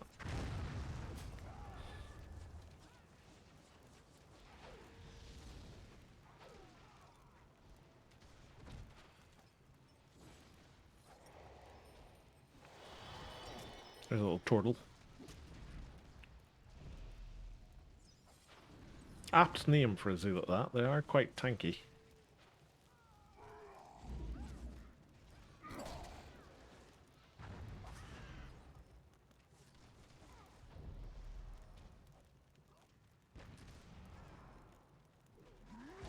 This has got top floor defense written all over it. And defense being quite a strong word to describe just getting run over in 12 seconds after they build morale.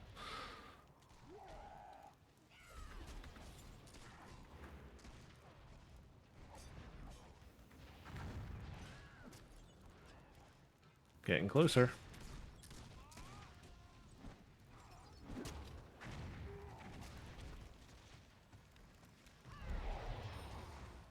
That's usually the point where I look down there as I'm on the way up and someone just comes rolling in the door.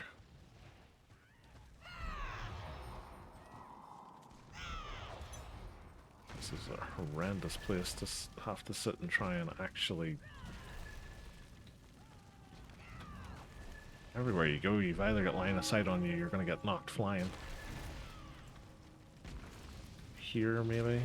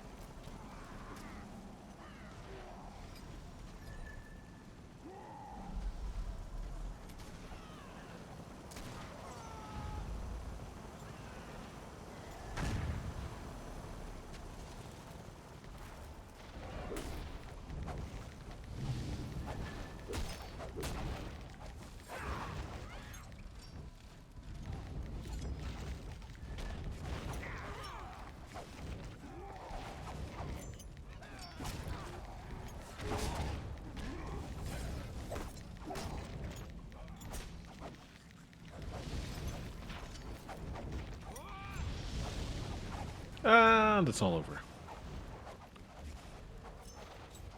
As soon as you let them up top, it's all over.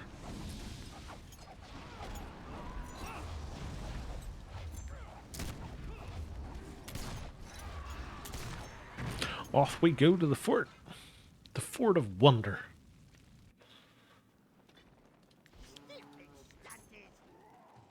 Did I not take my liniment? I could have swore I took a liniment. Alright.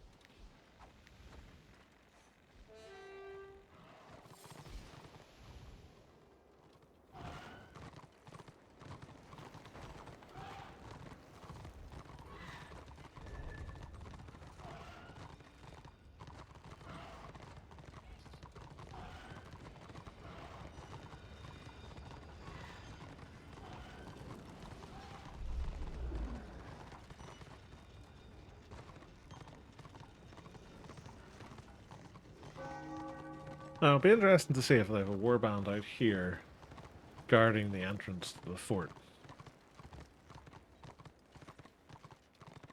Because that's usually a thing.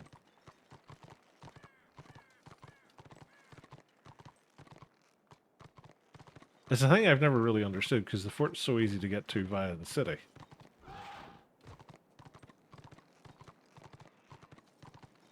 And let's face it, more often than not, nobody bothers to defend the fort, so... why would you?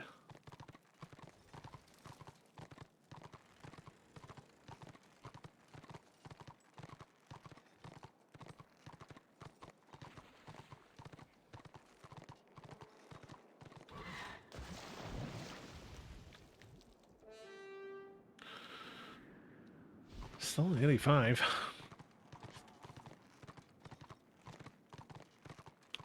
Finish that. So we're going to have 75 on top of that. So we're going to be at 535.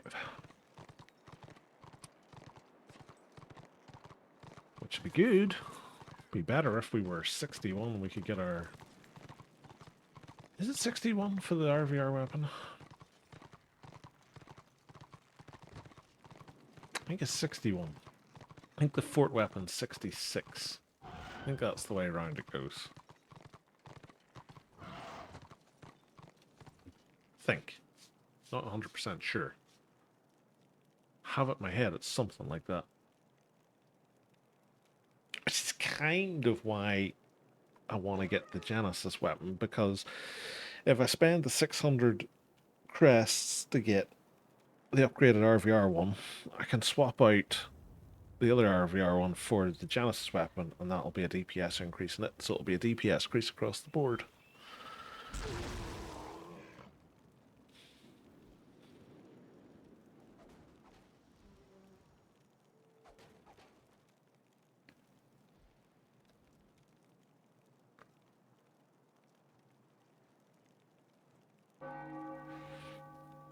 But I'm really interested to try the crit build with brutality at some point. Although I have to say, I am actually kind of enjoying this riposte build for savagery. Like, I feel like I'm tankier.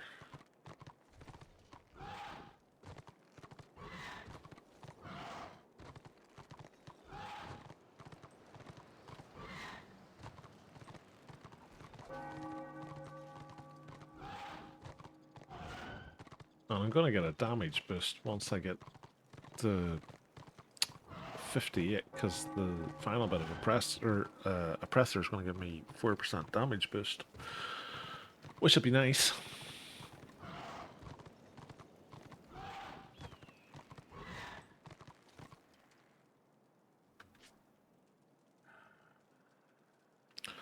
Not going to change anything else. It's going to make me less likely to be critical. That could actually help with switching to brutality to do my what do you call it? Guillotine. Like, it's not going to change it drastically. Like, I'm still going to have a chance to be crit, but it's not going to be as bad. The extra wounds will be nice. That's going to push me above 9k. A little bit of extra strength. It's always good.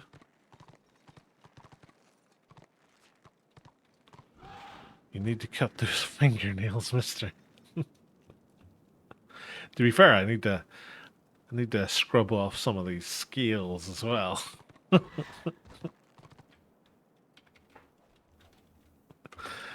Good old Incy.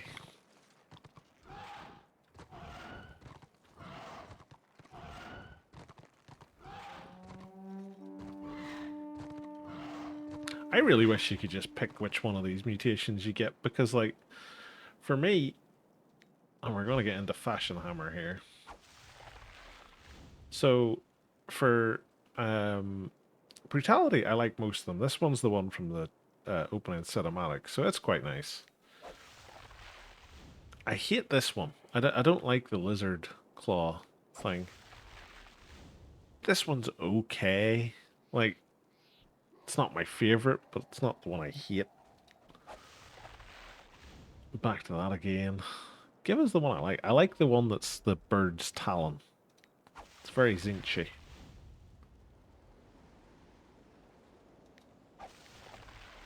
It's just constantly giving me this one. Give me something different. I'm not a huge fan of the monstrosity ones. Like, I get them, but no, it's just giving me this one over and over again. Stupid game. Well, that was a very release.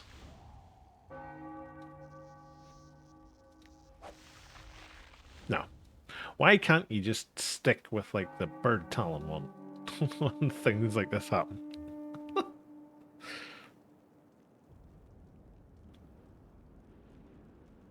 But yeah, I'd love that. I'd love it if you could just sort of say, I want this particular mutation and no other. Please and thank you.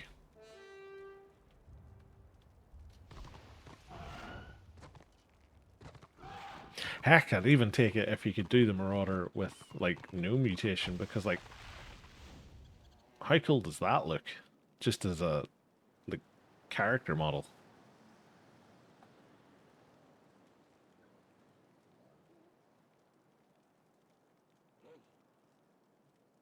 Really cool.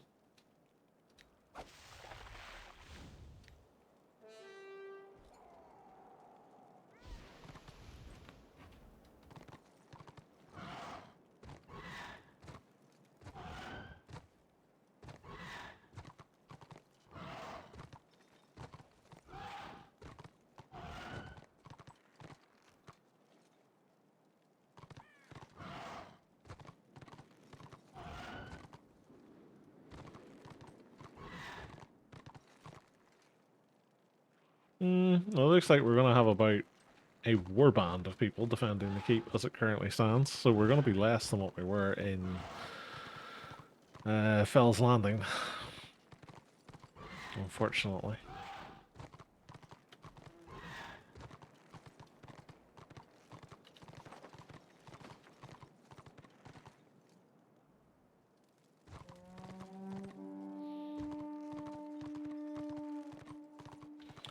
He's got that one. Does anybody have this one?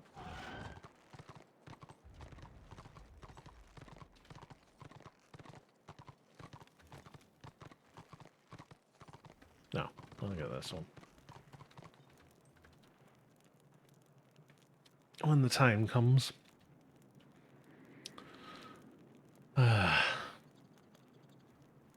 So much waiting.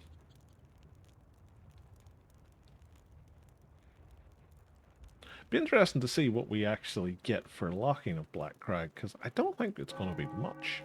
Yeah, 738. Again, it's the downside. Like, it doesn't... The game just doesn't want you to fight unless it's equal numbers. Right? Because, like, we tried to defend the keep.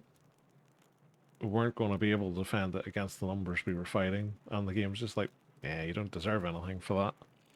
So, like, why would you waste your time going to do it? Like, if I had went, like what I said at the time, the squiggly beast pens and taken all the boxes there and capped it, I'd have made more than 738. And then whatever I got for the keep falling, I don't think I got anything. Like, it doesn't make any sense. And this is what I was saying to Tosh earlier. It's like the game rewards just running people over. Doesn't reward you for trying to stand and fight. Which is kind of why like it plays out the way it does at the minute.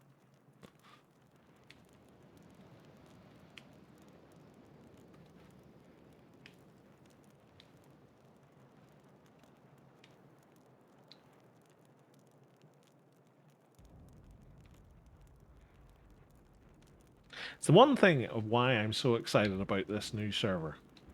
Because the new server is doing things completely differently. And when you have two things in roughly the same competing space doing things completely differently, the difference between them drives competition and it drives creativity. So it should, in theory, shake things up a little bit for this game and for the other game. Because it'll be a case of if things are just like this, day in, day out in Roar, people will go and play the other one. If things are worse than this and the other one, they'll just play Roar. Like, it's one of those catch-22. Like, I only ever see it as a good thing. Like, there's never been a period in human history where competition hasn't led to things just being better. The server's dead, waiting for Interbellum now. Well, I don't think you're alone in that. I think there's a few people with that sentiment. Copium if you think Interbellum is coming anytime soon, if it comes out at all. I think it'll be within the next year. I think the way they're talking at the minute, there's going to be some sort of restricted test of it. I don't think it's going to be out before Christmas. If I had to guess, I'd say it'll be maybe next summer. Might be a bit earlier than that, but I think it'll be next summer. I think the fact that they're talking about it now is a sign that it's at least close in relative terms. But I just like that it's different. It's not about copium, it's the fact that the devs of Roar have destroyed the community. I think half the problem is the fact that they're not talking to the community. Like, there is no communication at all. Like, the one thing I really liked about Interbellum was they sat down and did that Q&A, and they had people actually ask them questions, and they would respond to them. And, like, yeah, for some of the things, they're like, oh, we're not going to talk about that, or we're not going to give timelines, but they at least spoke about stuff that they're doing, right? if the Roar devs did that, it would at least give you a sense that things are moving forward. Like, how many times does like Toth Monner do his podcast and he'll say like, "All this goes to the devs. They really like the feedback, this, that, and the other." It's like, would it kill them to sit down and like once every couple of months do like an hour sort of thing of where they like answer questions from it, feed something back? You know, like it doesn't even have to be the devs doing it. Like, get like the community team to do it. Is that not their job? Like, I don't know. It just feels like there's no communication. I meant they could easily make this game good again, just get rid of regen, defensive specs, nerf healing, and bring all damage up so people actually die. Yeah, the game for me is too defensive focused. Time to kill's way too long. And you should never have glass cannons that can tank warbands and then run away. Like, that doesn't make sense. HP regen should be the remit of tanks. AP regen should be the remit of healers. And that should be it, really. The lead dev has a track record of starting projects and not finish them. Could well be true. But then again, that's why you have a team around you, because then, like, the team make you finish things.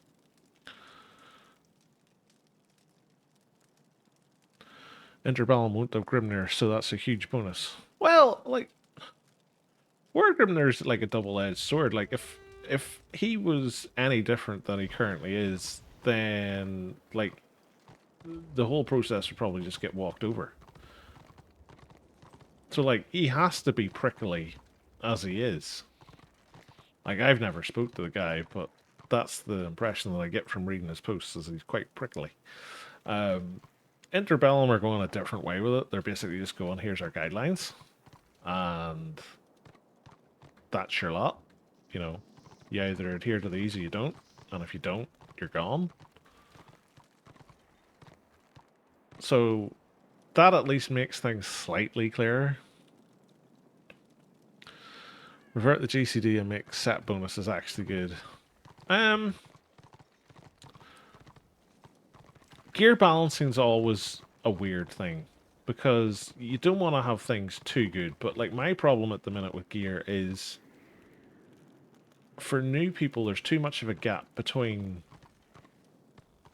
Devastator level, which is the last point you get like really good gear bonuses, to Conqueror, and then from Conqueror to Vanquisher. Like, it's one of those where it feels like there should be an in between, if that makes sense.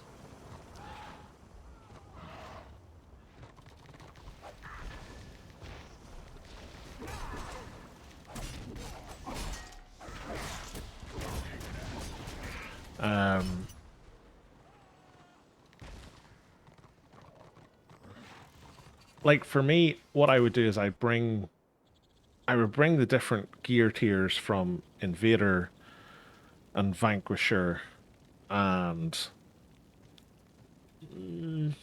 well, Invader and Vanquisher, I'd bring back about 5 levels, 5 or 9 levels, and that would at least compact the gearing side of things. I'd probably make Invader slightly cheaper than it is.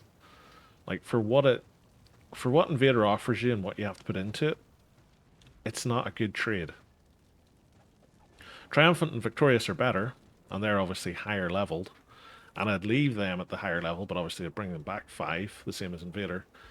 And I'd probably reduce their cost slightly, because at the minute, like the gear farm is a bit oppressive. Like if you're only doing PvP, it's a bit oppressive. It's not outside the realms of possibility. Like, you know, I did it in the Blackguard. Like, that's a defensive tank running solo, so like it's easy enough to do, but set bonus wise, you always want there to be some kind of progression.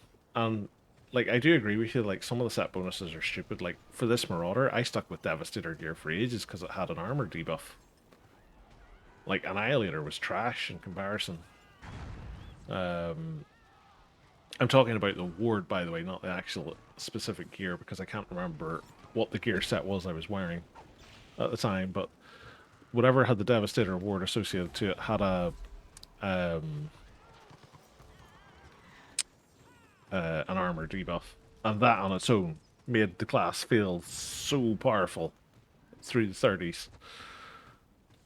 And then it's the same. It's like Conqueror's kind of okay, and then Vanquisher and Oppressor just blows it out of the water. And then you get Invader, and Invader's generally crap in comparison. And then Triumphant and Victorious is a huge investment just to get a little bit of extra armor and a couple of extra percentage points over Vanquisher and Oppressor. It's just all really weird laid out. Um, on the GCD side of things, like I'm not like I don't really have a preference because like I've only really got recent experience with Roar, and I can't remember what Age of Reckoning was. And it's so long ago, it wouldn't make much difference to compare. But like, try it out. That's the main thing. I'm not a fan of Grimnir, but he's the shield that protects the rest of the team. Yeah, exactly. Like it. No one's ever going to like the person that has to sort of say stick to the rules or else.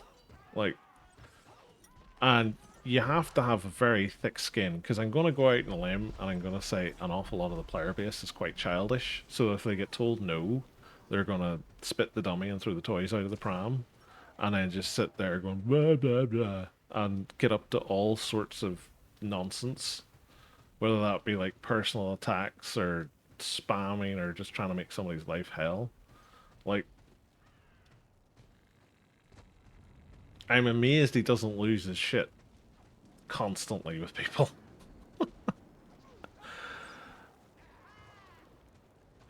Veil Walker set doesn't give Marauder armor debuff. I don't know. I've never done. Um, what do you call it?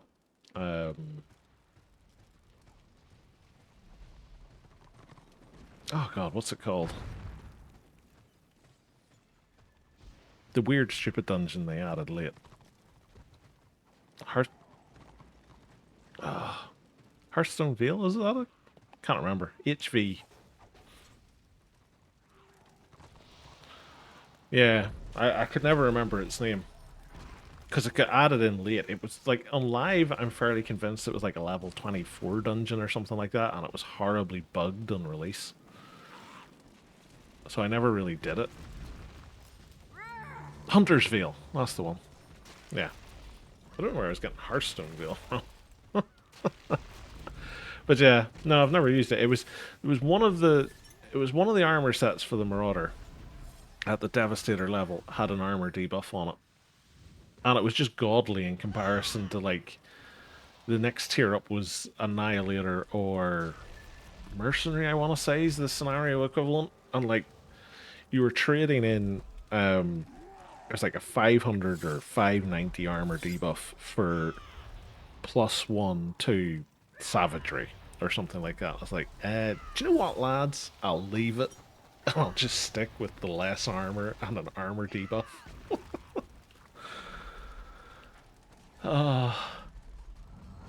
It's things like that that always like I always just sit and cock my head and sort of go, really? Because it makes no sense. Like some of the gear and like changes make no sense. Like Annihilator, even on live, I remember was pretty crappy in comparison to most of the stuff around it. But like the Annihilator tier here is the same. It's just like it's pointless other than just to get a ward.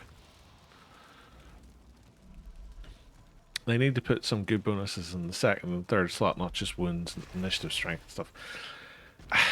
Yes and no. Like for the higher level stuff, I would agree with you because people obviously want to mix and match sets. For the lower levels, you're generally better off just getting those flat stats to go along with your bolster. Um, so it's a bit of a double-edged sword in a lot of ways. Are these guys close by? No, I can't join it anyway. I'll join anti-social.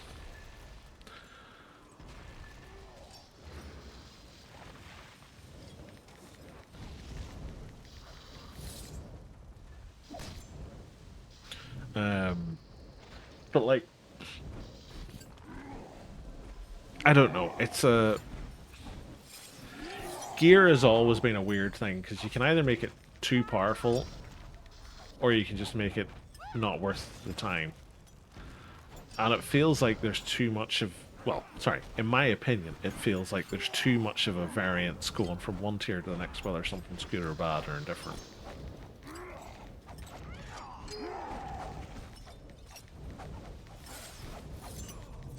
I'd say even on the war. Well, like, you know, it's one of those. So like when you look at like the stat things, like so if you were say to have what they currently have is like a 4 or a 5 piece bonus, like 5% reduction in being critically hit or on being hit, chance to do whatever. For a lower level person, in my opinion again, they're going to get more benefit out of a flat stat because they don't have the stats anyway, and they're having to basically build that up so that bolster then boosts it further.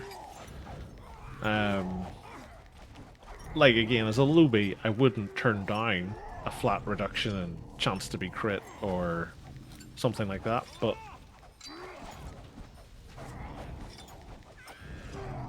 really becomes each to their own.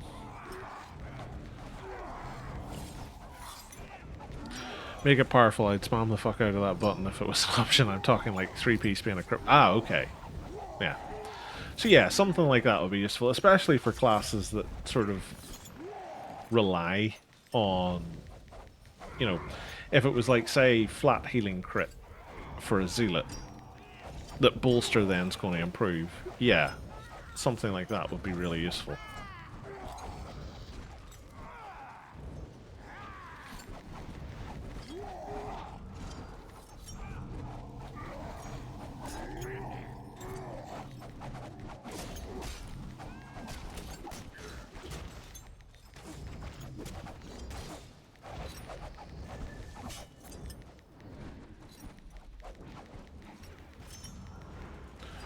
I died.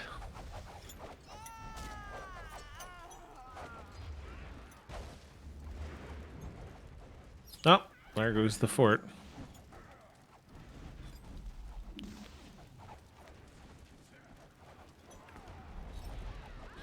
Having melee power and spell power on 2-piece or 3-piece.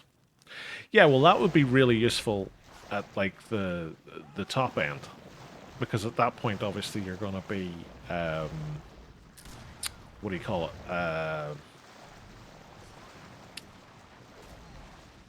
At your strength or initiative, or not initiative, intelligence cap, that kind of thing. So the actual power boost would be better. See, at Conquer, I disagree because at that stage you're still wanting to get the actual flat stat more because it does more for you than just the melee power or whatever.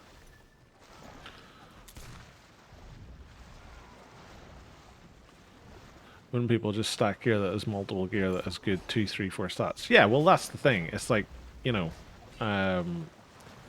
you'll generally find most people will split gear sets. Like, it's very rare to find somebody, you know, once they get the sort of warlord sovereign stuff that they're ever going to sit there with just one gear set.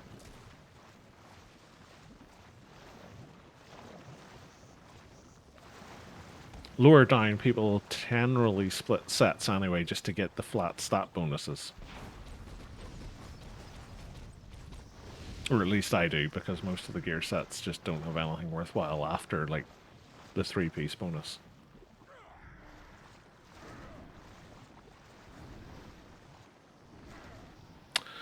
It's really no different from what people do now. Yeah, so I think what Optimus is basically trying to say is make those 2, 3-piece set bonuses better, so that they're more worthwhile. Yeah, you're correct, Sap. It is. So melee power basically just adds to your damage bonus, whereas strength adds to your damage bonus, but also your parry strike through.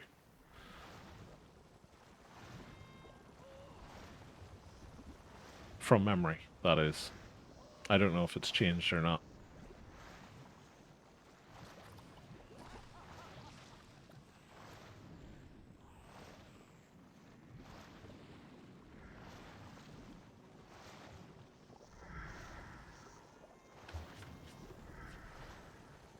I wonder if I can get one of those wee scrolls.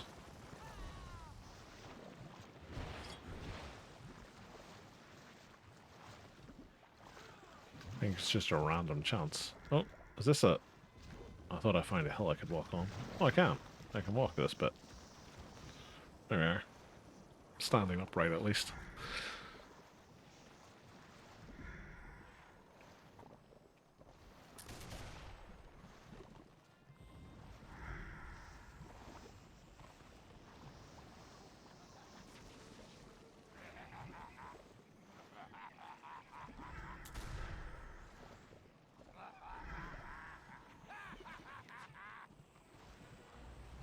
Refreshing the spa treatment. Let it sink into every pore. Oh, I love it.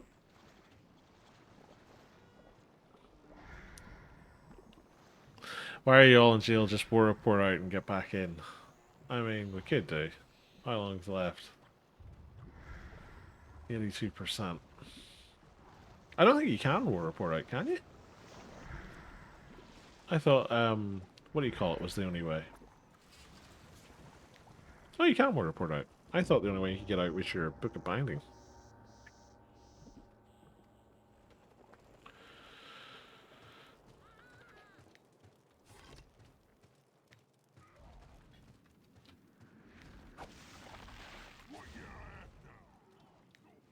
Probably should have used my book of binding because I think it's in the inevitable city anyway.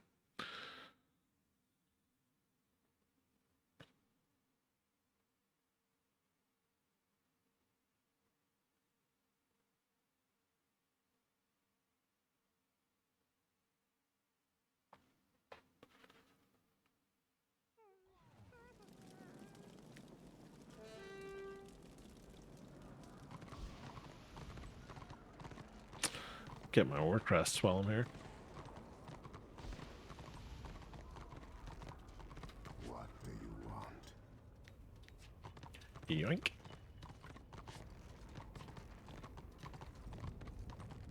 Hmm, 543. Getting closer.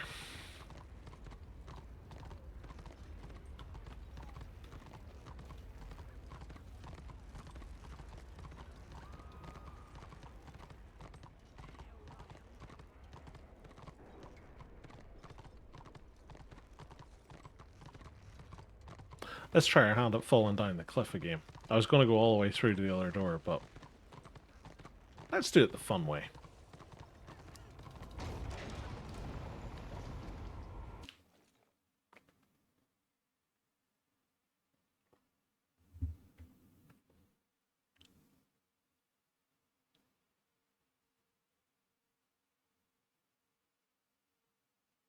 I love that as like a visual.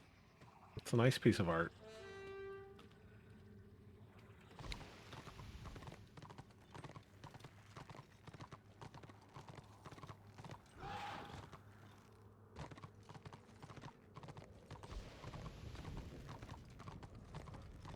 Alright, what's the betting I kill myself again? Quite high based on that initial part. I do agree some of the cost of gear sets needs to be lower. It doesn't make sense to use word crest on anything but Sovereign once you're rank 40. Yeah, it's it's a weird thing because like the I don't mind that there's like a cost increase going up. I don't mind things costing a lot. The problem for me is once you get to sort of Vanquisher, you have, I think it's 5 levels to go from max Vanquisher the max invader. Right, if we discount at this stage triumphant and victorious. Now, if you then decide at that point, do you know what, I'm not going to get invader, I'm going to get triumphant and victorious instead. Oh, that's the wrong portal. You're then going until 68, which is 10 levels later. Great. You'll have the crests in no time. Problem is then, you've got Warlord at 73, which is 5 levels later. But then, it's like 3 levels... No. 5 levels after that, you've got Max Sovereign. And then you're at 80, 2 levels after that. Bloodlord. Yeah, but I'm only talking about in terms of RVR.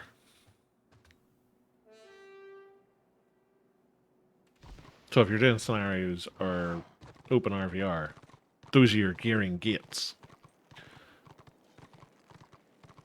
This is the reason people do PvE, is to try and get around most of this, because they just want to get to 40, go and do Balrog Burrow, Bloodrot Enclave, Bastion Stairs, and then just start saving for Warlord or Sovereign. Right, because that's the best way to save crests.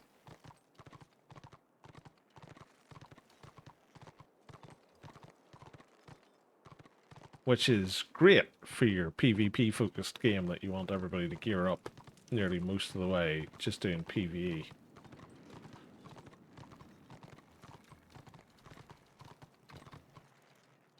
Oh, I can't get in.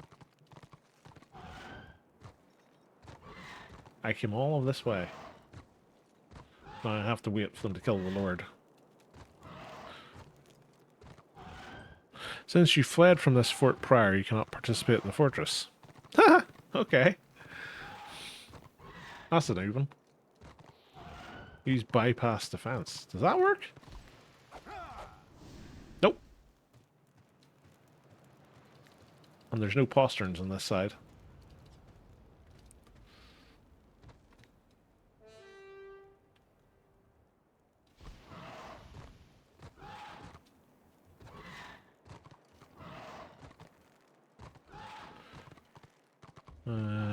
You can get Invader Ward in 4 days of being 40. You could never farm the War Crest to buy Vanquisher Invader items.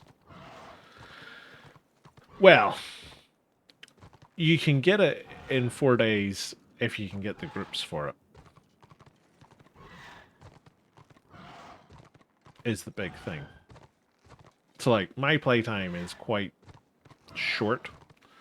And, like, I've tried it in the past. Like, I tried it on the Blackguard. And the only PvE dungeon I've done so far is on the Blackguard, and that's because literally at the start of a stream, Chewie was like, hey, we've got 5 people, do you want to come and be a tank? I was like, sure. The only other closest time was I was on one night and I was spamming in the looking for group chat saying that I wanted to do Balrog Burrow, Bloodrot Enclave on the Blackguard, and I got a group. And because I hadn't done it before at that stage, I then get kicked out of the group. I've looked for a Bastion Slayer group before on the Witch Elf. Never got one. Ideally on the Zealot, I'm going to get the Vanquisher and Invader wards through doing dungeons. Because my guess is people are going to be needing healers more than anything else. But generally speaking, if you're in a guild, you'll probably have a guild group that can do one of the dungeons. But if you're solo and you're not going to be online very much, you're only going to be able to get it through your RVR crest, unless you get really lucky.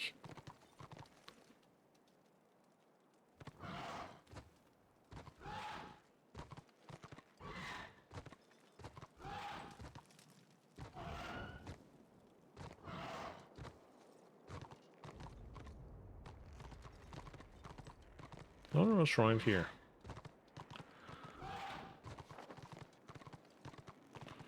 Portal to Fell Landing.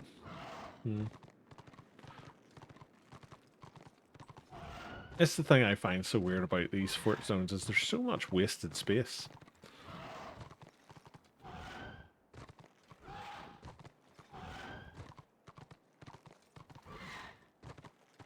Like, I get it's there for, like, atmospheric or environmental reasons, but, like, you could probably do it a different way. Right, I'm gonna go to... Oh, I can't. Damn it. Do it this way. I'm not gonna stand around there for another 15 minutes waiting for them to kill the Lord.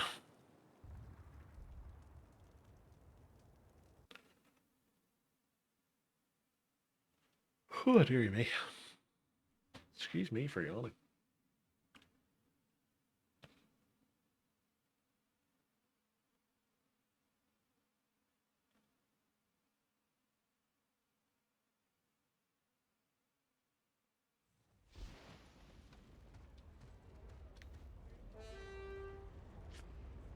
Will we get a discordant pup? Probably not. But we'll try our best.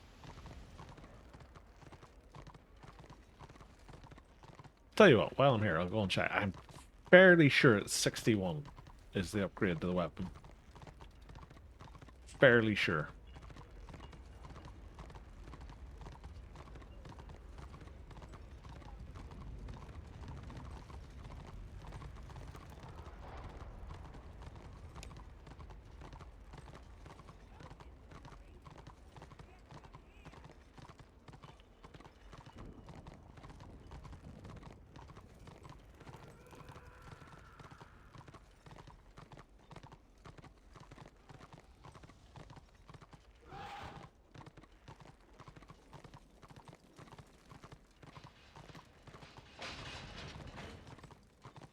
I'll get myself some more of these potions while I'm here as well.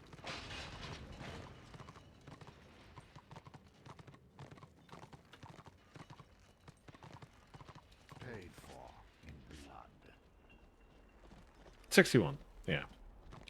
So I'll get one of those when I'm 61. Fine wares and finer prices. Buy two. Tell your friends. Tell your friends.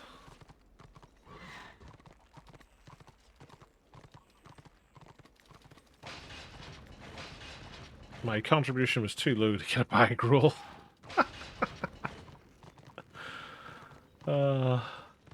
Good times. Good times.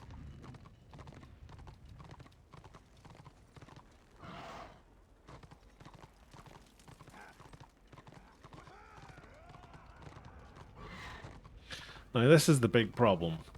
We are stuck now into tier 2 zones.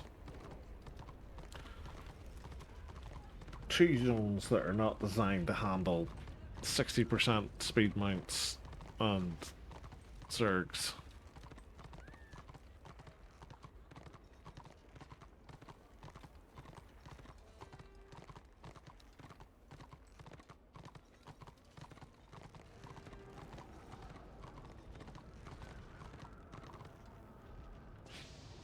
Everybody's going to Austin and Troll Country.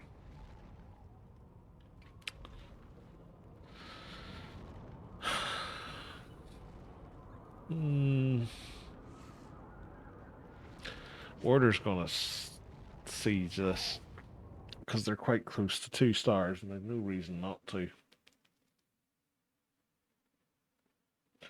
So we'll come here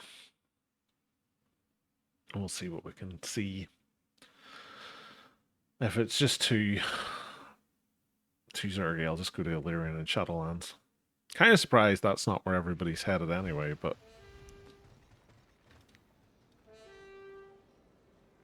we'll see.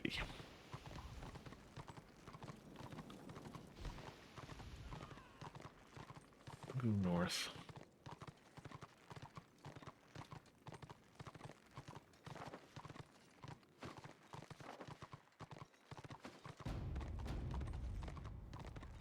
Might be able to catch somebody running supply boxes back and forth up here.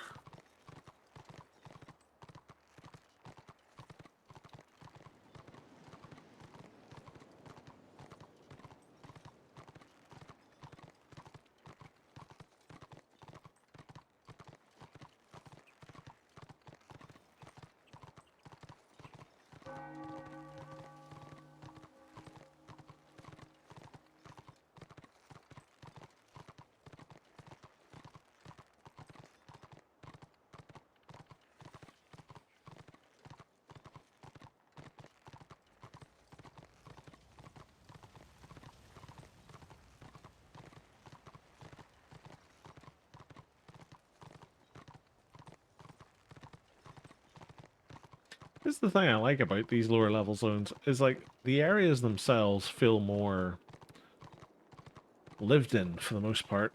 Like there's little towns or little like altars or stuff like that. It's just like, yeah, something's happening here.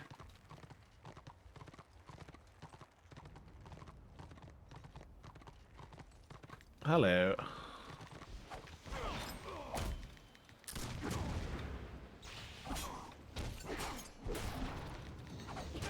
There is always multiples, isn't there?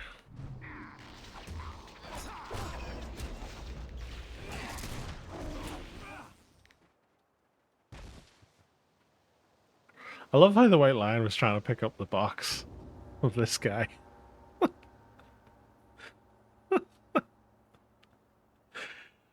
He's just like, I'll let the lion attack him. I'll get some renown for it, and then I'll steal this guy's box.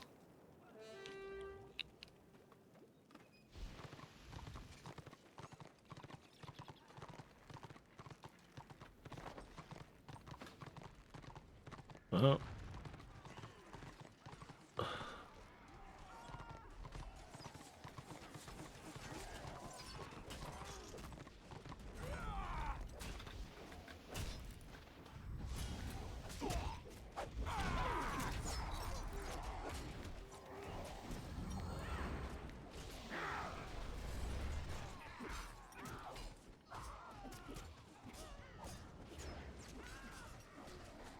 Ah!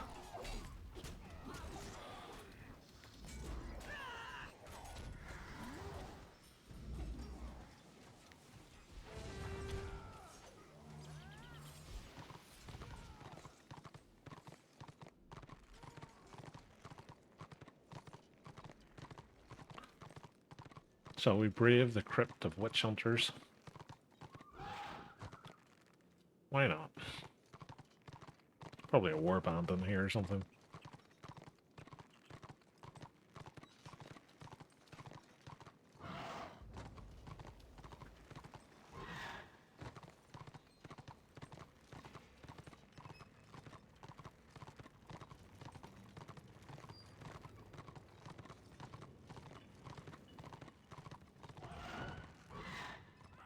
Maybe not.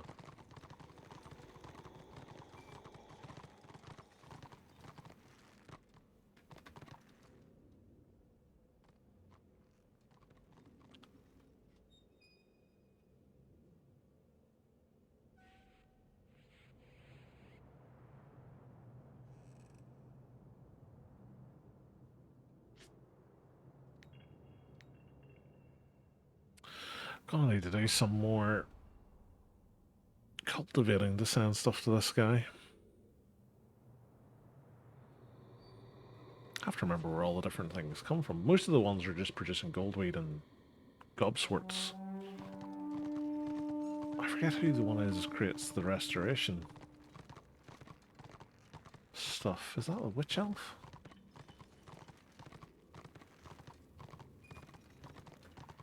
Might be the witch elf. Or is it the chamois?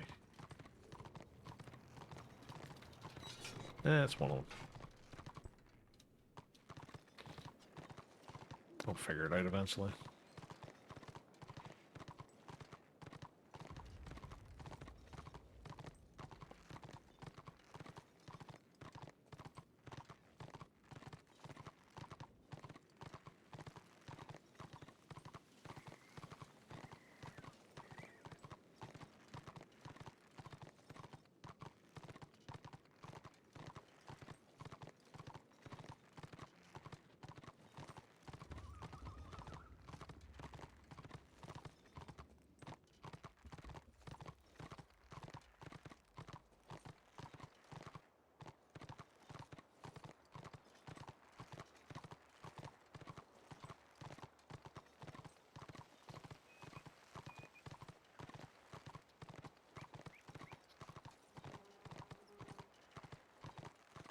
That's the other thing I wish would happen, is whenever you complete this influence reward for a tier, it would roll into a new one that's just repeatable. That's like takes you twice as long or whatever to complete. And it just gives you rewards like, I don't know, potions or trade supplies for like crafting, that kind of thing. Doesn't have to be anything amazing, but it's just nice to have a thing to work through.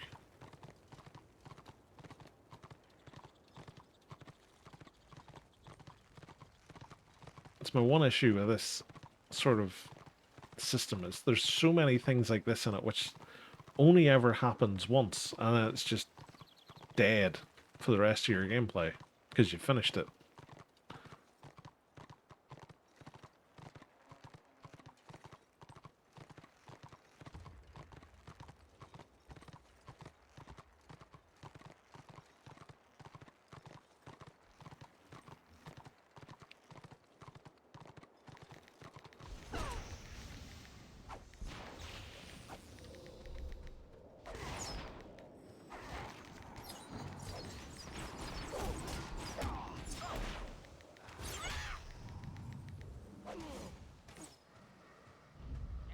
Ah!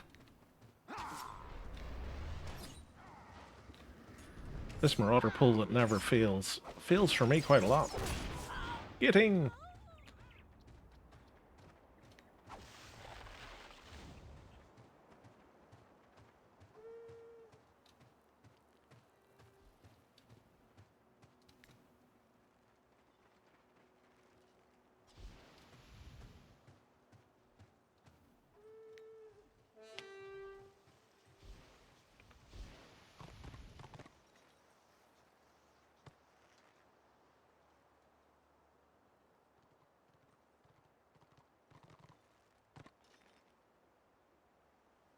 Oh, there's the ram.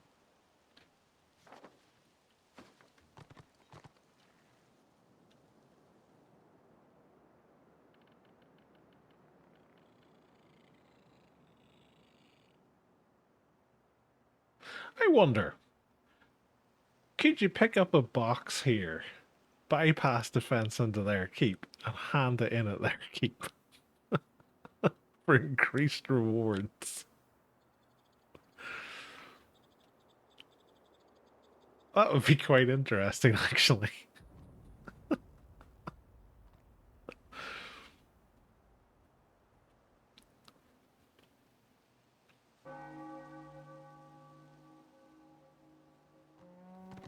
And would it rank up their keep or yours?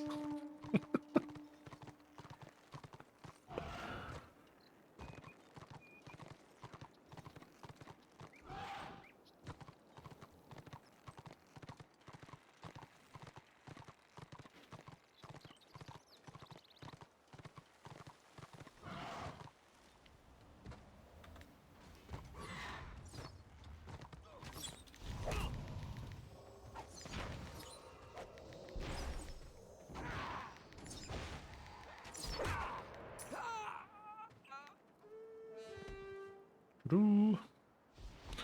I really need to play my wee Squig Herder more. I played him once. I think it was last... Was it last Sunday I logged in and played him? Maybe it was like Saturday. But I'd been speaking about him the other week, and I just happened to log in and play him for a bit. And all I did was I went to Squiggly Beast Pens and killed the Slayer. Just by kiting around inside it. And like, I think that was the only thing I did. I only played him for like 10 minutes. But he's just one of those classes, like I played him quite religiously through tier 1. And then as soon as I got to like 16, I just parked him. I don't think I ever went back to him until there last week.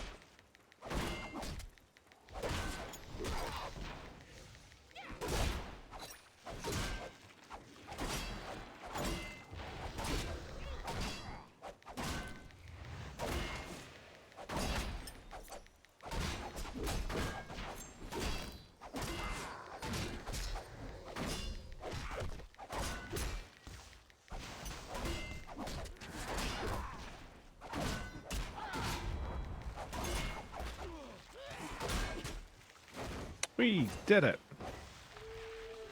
Go team.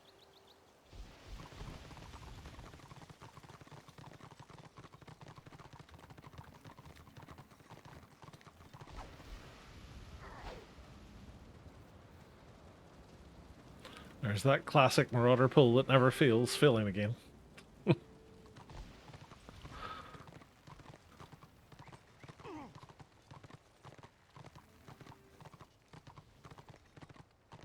I don't know how that box got up there, but wow.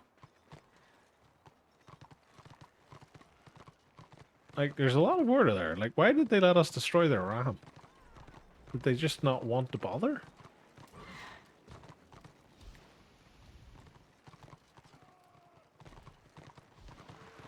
I'm so confused.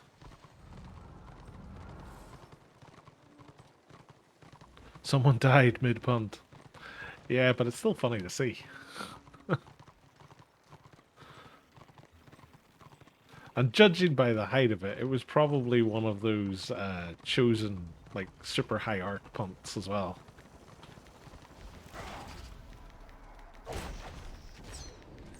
This guy was like, my friends will protect me. There are no friends in war, my friend. They'll leave you to die.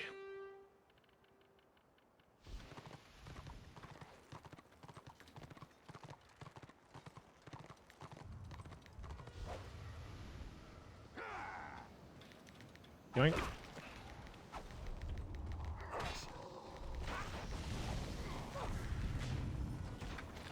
They let us kill him. I tell you what, as if I was that Shadow Warrior, I'd be screaming at these guys. Why didn't you at least give me a hot? Hail.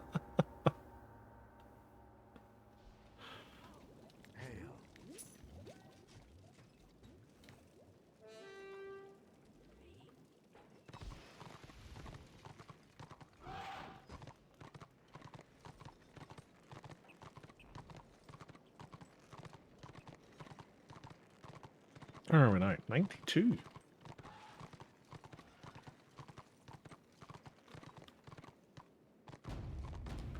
He's typing no resin, just heal. Clearly we find secret, or sorry, Tosh's secret Shadow Warrior alt. Look, here's the white lion that always runs away and leaves his lion to do the attacking. I fully expect there'll be no difference here than was any other time I fought him.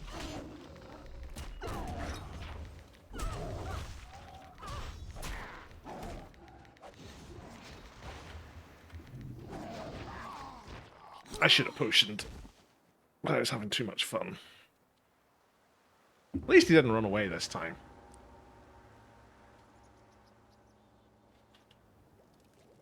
Seek the eye of chaos. Where is the Eye of Chaos? How can I find it? Ooh, is it when the Zealot does the Eye of Ed Sheeran?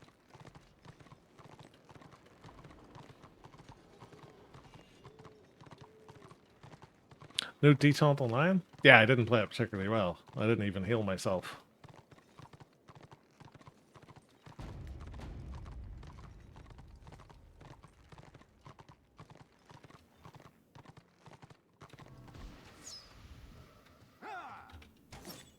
My heal pumped away at this stage.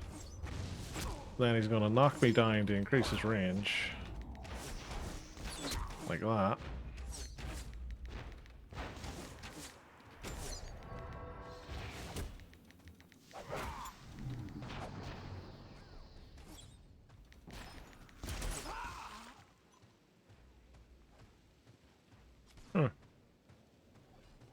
I'm hearing a witch hunter somewhere.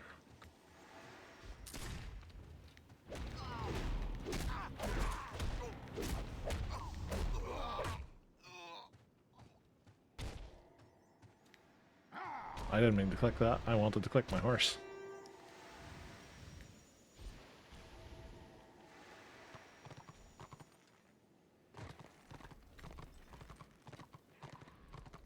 Hello. Damn you, Leonard.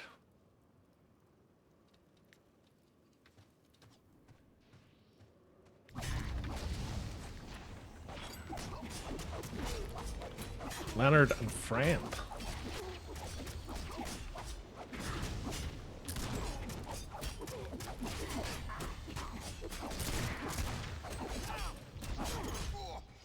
Didn't have enough health, unfortunately.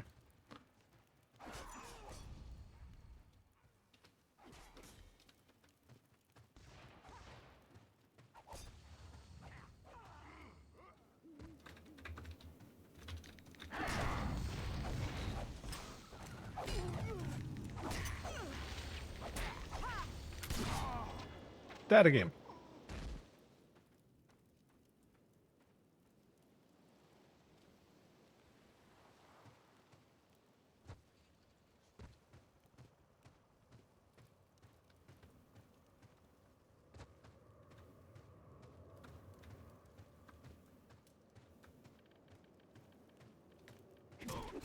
Where'd they go?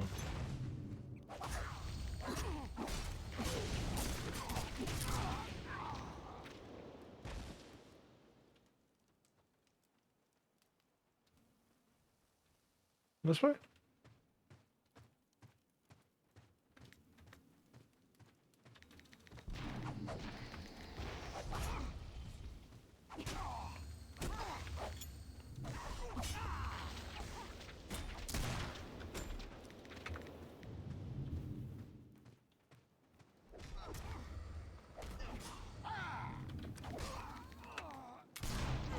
Ah! Back in knockdowns. Zealot Morale 2 is probably the best looking Morale 2 in the game. I can't think of any other Morale 2s, in fairness. Certainly none that have graphics. Because there's like the AoE. It's like it's an AoE damage heal. Is it Raging Siphon? It's called is a healer one. Nothing really remarkable to it.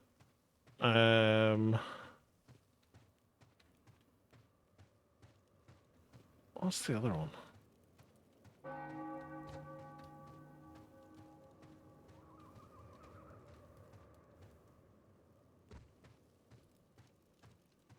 What's he got? Grapevine's okay, but it's not the same as that. What's his other ones?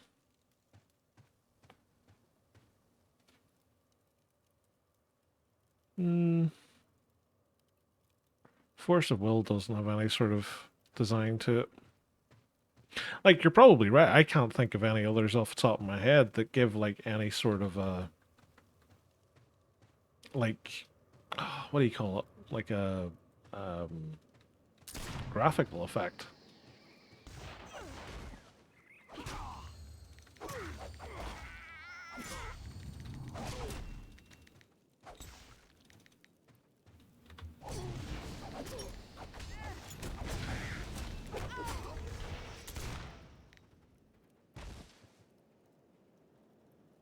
Can I get to 5?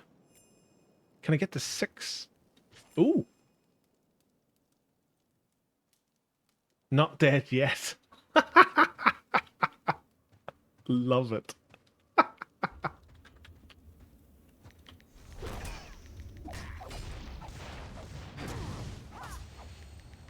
This is the thing. These guys aren't actually getting any reward for this.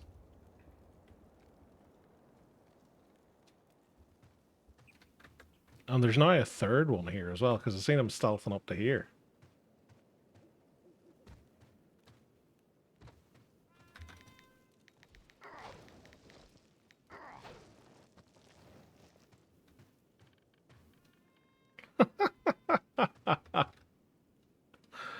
Bye! Oh my god. I always feel sorry for people like that.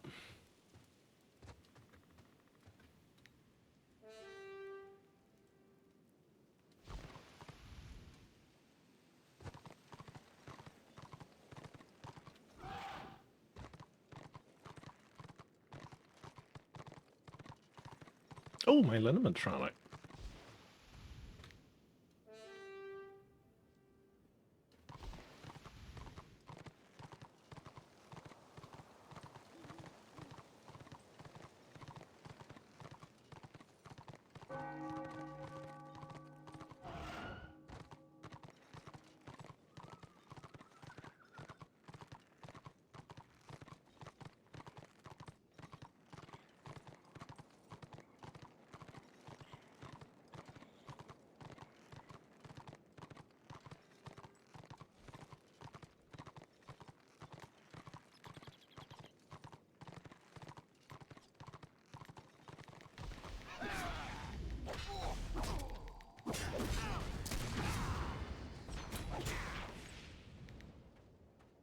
Dunk.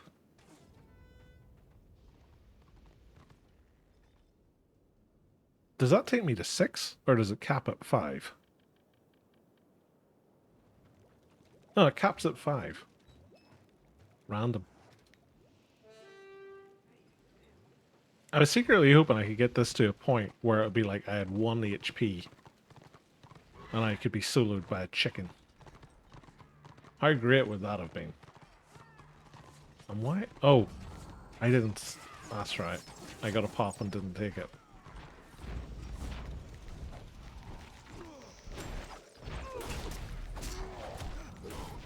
I wonder is there an achievement for killing someone with 5 wounds debuffs? No.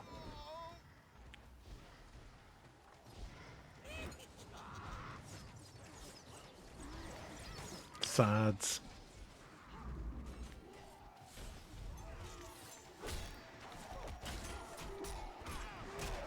Ah.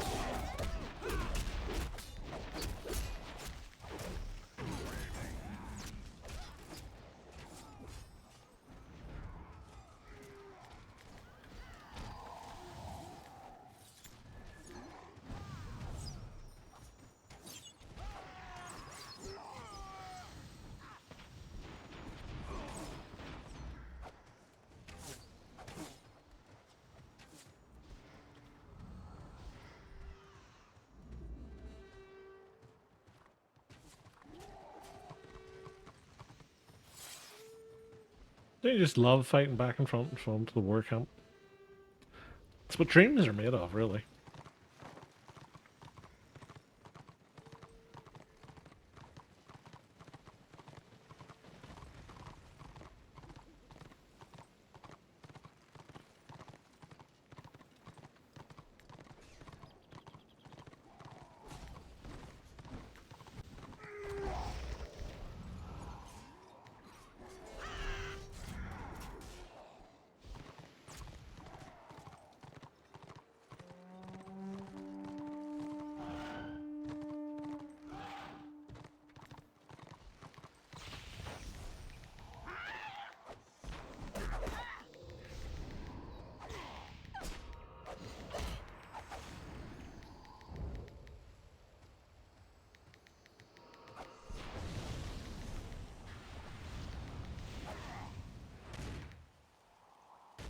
Where was he even? Oh, he's over there.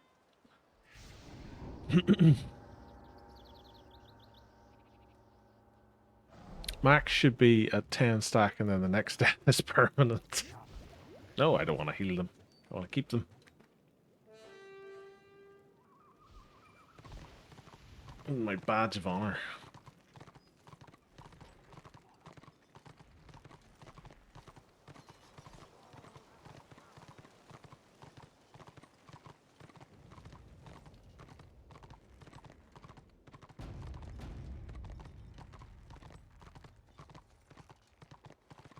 Well, I think that's the thing. Is it in World of Warcraft? Borkcube, thank you very much for the follow, kind sir. That's very much appreciated. I think there's a thing in World of Warcraft at the minute where it's like, as soon as you die, your character gets deleted. Hey, Bork. Nice thing, bud.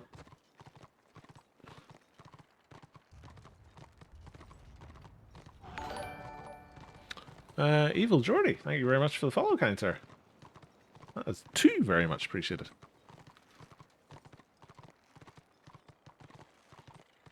But yeah, I think there's a thing in World of Warcraft at the minute where you can play on like I think it's called hardcore mode or something like that. Where when your character dies, that's it, it gets deleted. And it just reminds me, there was a game on, I think it was the original Xbox, I don't think it was the 360, called Steel Battalion. And it was the same. And there was like a multiplayer version of it. And if you died and you didn't eject in time, you basically lost your character and all the stuff with it. So you were constantly sitting there when you were getting pummeled going, do I eject? Or do I try and stick it out and win? And it was hilarious the amount of people who would just auto-eject the first sign of trouble. Ah, those were the days. They have hardcore servers for some reason. I think it's just to give people bragging rights to go, look, I've managed to get the level 60 or whatever the level cap is these days, um, without dying. It's the only thing I can think of.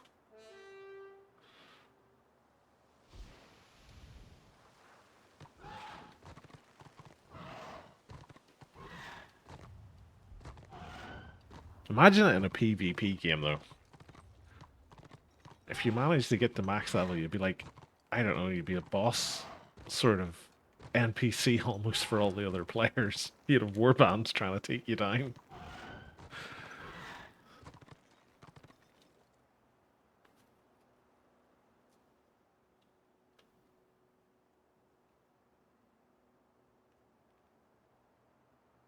Oh, our Wednesday buff's gone.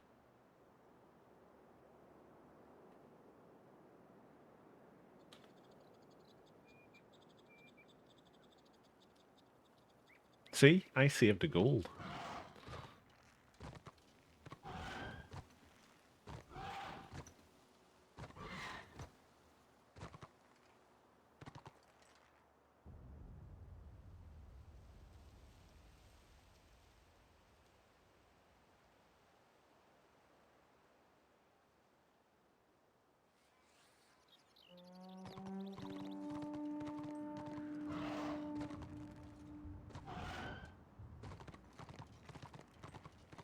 But I used to enjoy the open PvP server on World of Warcraft when it first came out. Like, you got nothing for fighting other players, but it was just fun to do it. We had like a wee group, and like we used to do dungeons together, and then just in the evenings we would go and there was like an arena in Stranglethorn Vale where I think it was like specific times during the day there used to be like a chest would be put out, and we would go and try and do that. I remember the first time that we did it, where we actually got to see what was in the chest. We were like really disappointed because like the stuff out of it was really crap.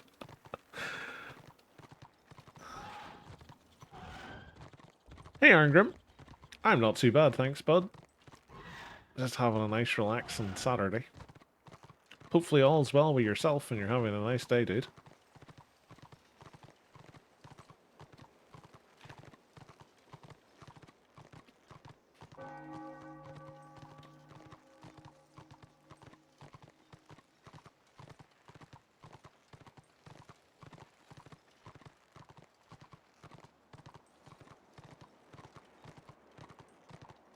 This Staple of Cain. I wonder, is that Rav? Ravez. I'm gonna say that's Rav.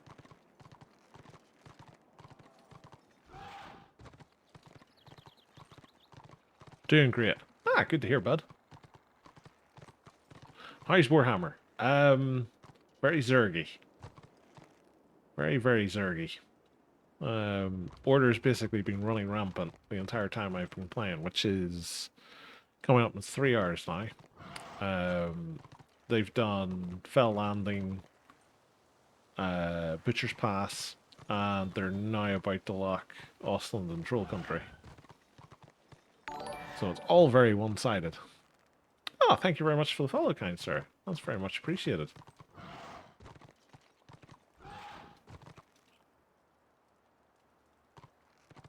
Is there order? There is a lot of order. Currently, there's 100 to 199 of them in Ostland against the much lesser 25 to 99 Destro.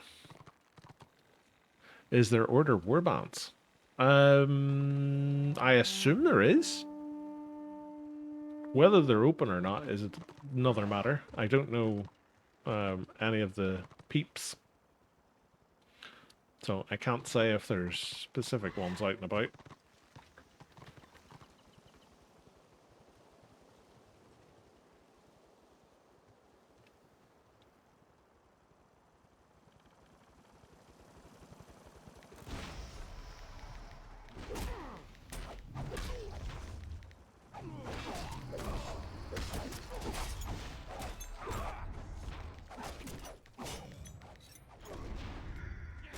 Hello.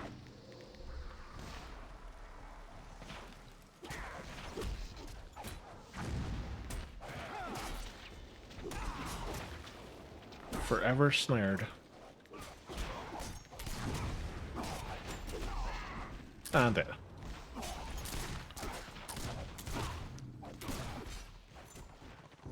Think I saw a full leading one.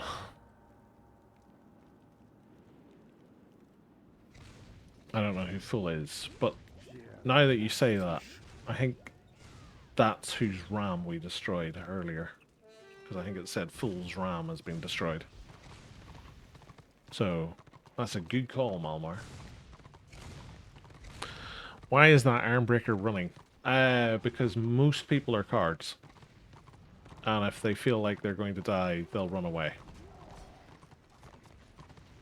Usually. That explains most of the behavior. People only fight when they have overwhelming numbers. Oh, it's Furry Ram! Oh, I didn't get to wave at Furry Ram. I was like seeing Angel Furum. Apparently he was the last person my Blackguard solo killed before I started playing my other characters. And I have no recollection of it at all. I don't even know how it's possible because like my Blackguard's fully defensive spec. I like your character. Thank you. I've basically styled him after the Marauder in the opening cinematic. I just like the look. Ah, there's Malmar. I'll just have a drink with you, good sir. Now that I've got my cool-looking mutation out.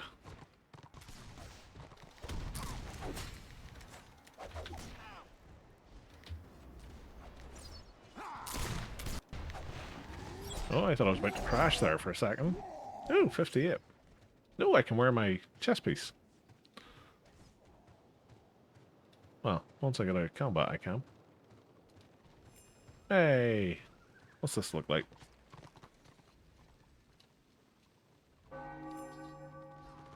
Yeah, so we're gonna change the appearance of that.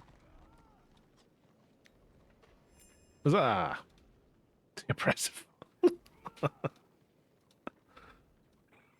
Nice, nice, nice. Now I've got my 4% damage boost. I'll be unstoppable. Let's see actually what it's done for our initiative. So... Ooh, it's actually got worse. So the 33 initiative is apparently better than 6 initiative and 2% reduction in being critically hit. Who knew?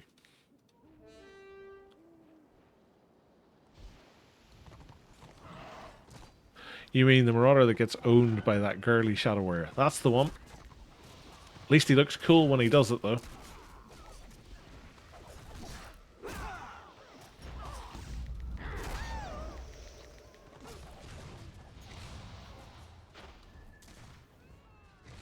After the Bright Wizard lives through plot armor.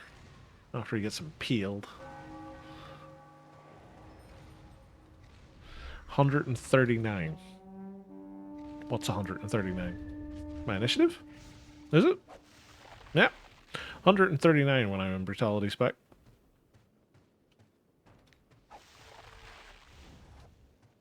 $2.99 when I'm in Savagery.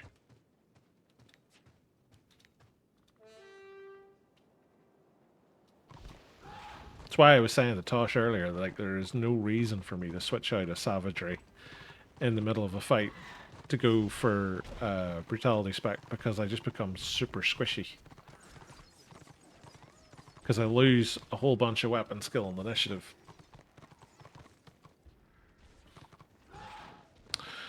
How are you feeling about the game? Like, I enjoy the game. I've been a little bit bored by it while this event's been running, because it feels like it's just been... What's the word I'm looking for? Stale. It feels like it's just the same thing every day.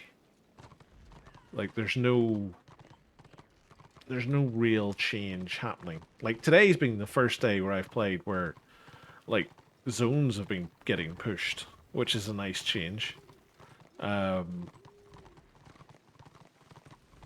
But like, yeah, the last couple of weeks, like for me, it's felt very very stale all of a sudden. And the only thing I can put it down to is the event, but I don't know if that's the case or not. Who is your favorite class? I'd say probably the Magus is still my favorite class. Um, it's the one I played the most on live. It's the one I enjoy the most. It's the one I like the look of the most. And it's the one I like the lore about the most. So probably the Magus. But I like all the Chaos classes. I think all the Chaos classes are pretty cool. A couple of Dark Elf classes, like the Blackguard, I really like. Um, the Witch Elf, I like the mechanic of. I'm not a huge fan of the Witch Elf itself. I prefer it if it was a Dark Elf assassin. Because the Witch Elf in lore is more like what the Choppa is in this game. Um, the Sork, I enjoyed the Sork more when I was leveling her. I haven't enjoyed her now that she's pretty much almost max level. Um, the Disciple of Cain, I've always liked the idea of, but I've never really found a way to play the Disciple of Cain that I enjoy. And then the green skin classes, I'm not really a huge fan of. The Chamois I like in short bursts, the Choppa I like in short bursts, the Black Orc I just don't enjoy at all. The Squig Herder I haven't played it enough. Like, I like the wackiness of it, but I don't know if it's something I could play a lot of. I groaned a little when they extended the event again, for sure. I was the same, dude. I forget where I seen it. It might have been... I might have been watching Tosh when he was streaming and he said it. Or maybe I read it on one of the Discords or something, but as soon as I seen it, I just rolled my eyes. I was like, I literally just get it off. Like, turn it off. There's no point behind it at this stage. Do you like Order more or Destro? Oh, I'm very much a Destro person. I love Destro. In the tabletop game, like, I've always been a Chaos player. I'm more of a 40k fan than a fantasy fan, but like, Dark Elves and Chaos has always been my sort of favorite fantasy things. My problem with Order, I just don't. I don't like the aesthetic of Order. I like the Night of the Blazing Sun because I like sort of medieval sort of knights sort of things. Um, I quite like the Witch Hunter because I like just sort of I like the aesthetic of the Witch Hunter. I like sort of the idea that they're like a sort of secret police that are just constantly keeping the Empire population in fear. I don't like dwarves. Like, I've never liked dwarves in anything that they've ever been in. The closest I've ever come to liking dwarves is Chaos Dwarves. And even then, it's only really specific ones. And then High Elves, I've never liked High Elves. Like, generic elves for me are very boring. Because there's very little to them. Like, elves are always just very stoic. Stoic and graceful is just anything that ever gets applied to elves. Which is why dark elves are so interesting, because they're generally more eclectic. Dark elf shade. Yeah. Dark elf shade would be nice. Trying to think of like other things that they've had in the tabletop game. Like Corsairs for the Dark Elves would have been an interesting thing to have in the game, but it would have probably been too close to Marauders.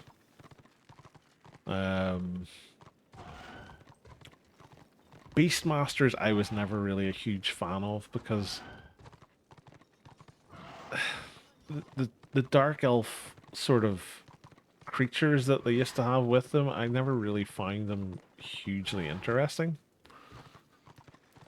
Witch Hunter Inquisition stuff is cool. It is like it's the one thing I've always liked about the Witch Hunters. It's like they always look like if you look at Mordheim, Warhammer Fantasy, any of it, like the Witch Hunter art style has always been really distinct and cool. It's basically Van Helsing in a lot of ways.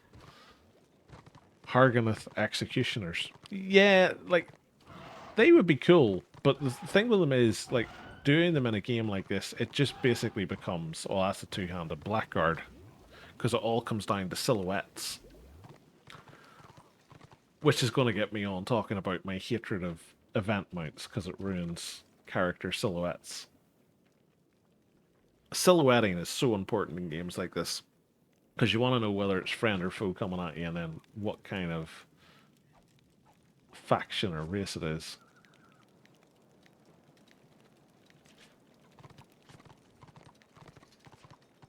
What's that got us to? 13, so we need another 2. Valerian and Shadowlands, we'll go there. Rav, I've been wishing they've had Executioner written for Blackguard forever.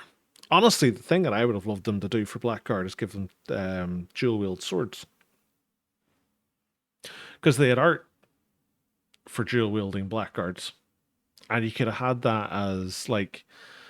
You could have had your halberd as your damage tree. You could have had sword and shield as your tanking tree. And then you could have had dual wield as your anti-magic tree. Would have been great. But instead they decided to give Docs shields. Which is just something I hate. I hate seeing Docs with shields. It just annoys me.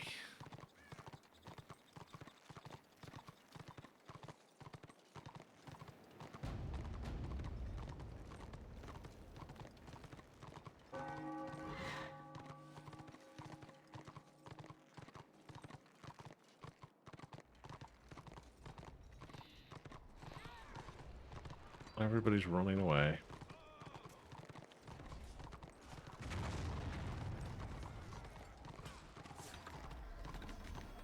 He's running away.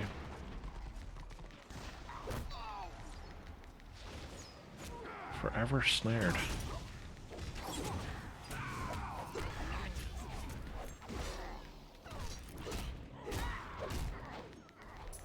Hey, we got him.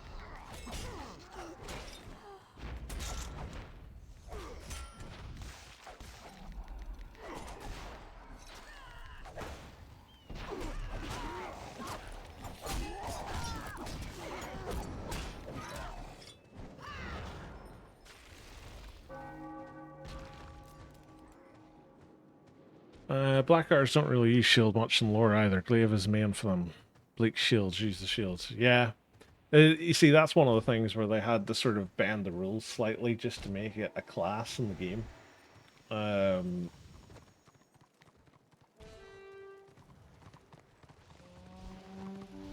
Like, the aesthetic of the Blackguard with the glaive just looks amazing.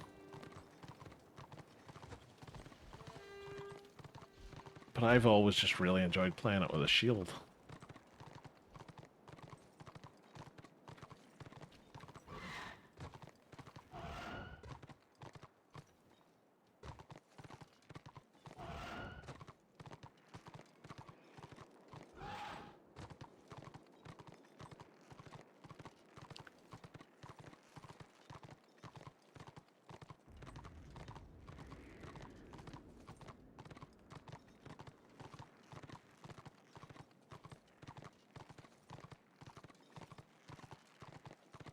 And of course, Witch Elf are frontline soldiers, so...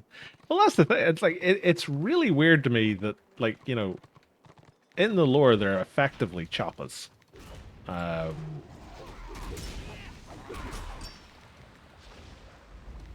I think it was Mark Jacobs, I want to say, was the one made the decision on...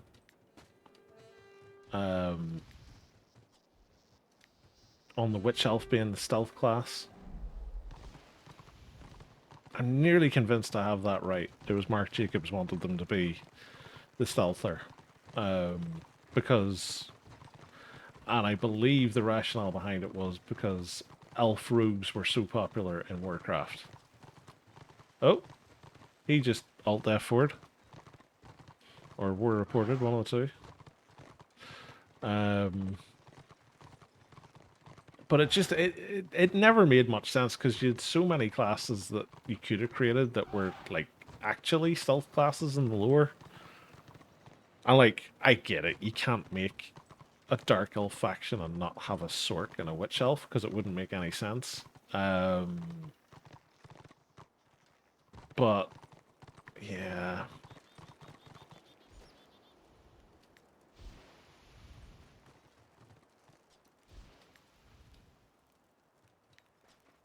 There were so many better options for it, unfortunately. Shade would have been a better stealth class, but yeah, they went for Witch Elf. Nah. Honestly, I'm amazed Games Workshop let them, to be honest with you. I'm amazed they signed off on it.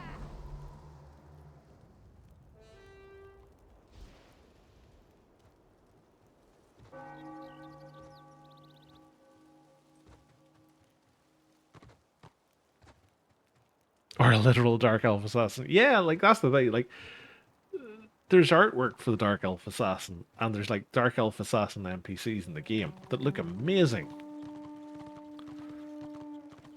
And, like, it would have perfectly translated with the Witch Hunter if you kept the Witch Hunter as the stealth class, because the Dark Elf Assassin would use, like, a hand crossbow and a sword.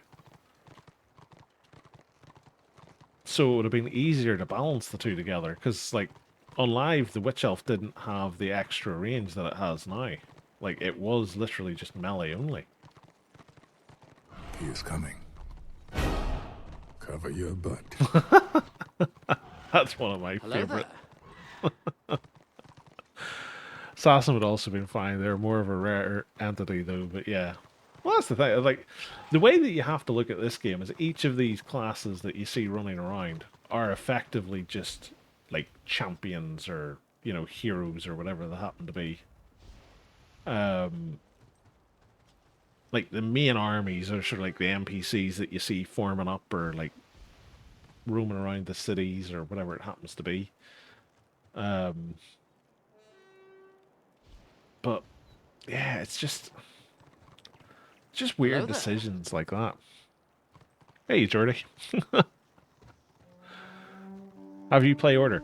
I have a couple of Order characters. I don't play them very frequently. So, I have a Witch Hunter who's 22, I want to say. I have a Knight of the Blazing Sun who's 16, a Shadow Warrior who's 12, and a Warrior Priest, I think that's like level 3. But I only really play them when I'm sort of in the mood to play them, or there's just like massively overwhelming numbers for Destro.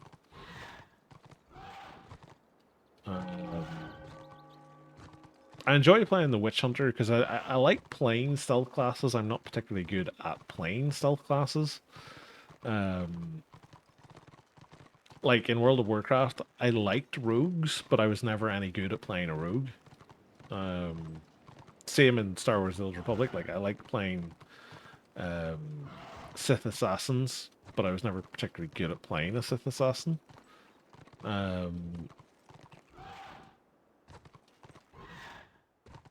Knight of the Blazing Sun I like just for the aesthetic. I like medieval knights. I like medieval knight armor. I think it looks cool, and that's probably the closest thing in the game besides the Chosen that's like that. Shadow Warrior I like just because I like the look of the Shadow Warrior. It reminds me of the one from the Mark Chaos trailer from like 2002, 2003, something like that. A long time ago anyway, Market Chaos came out. I think it was the early noughties. Not 100% sure. I really like your playstyle. Thank you. I would describe it feeling with style, but others would probably say solo. I heard what you said about dwarves, but I decided to forgive you. I mean, I can't help my preferences, dude. I just don't like dwarves.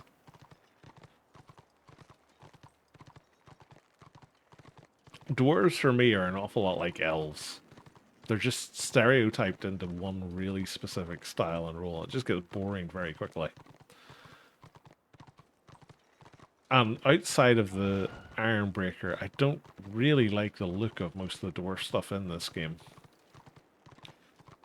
And even then, like, the Ironbreaker stuff I like is like the low-level things. It's weird. It's like the Chosen. Like, the Chosen's first set of armor looks really cool. And the Ironbreaker's first set of armor looks really cool. And then the Chosen just gets all of these wonderful different options and styles and things. And, like, the Ironbreakers add stuff, but it's kind of, it reminds me a bit of, what do you call it? Like, old school Thor in the Marvel comics. If that makes sense. It's that kind of thing. Well, of course he's not getting heals.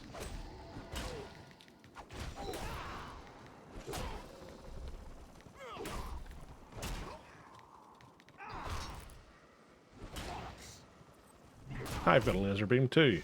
It's actually a tentacle.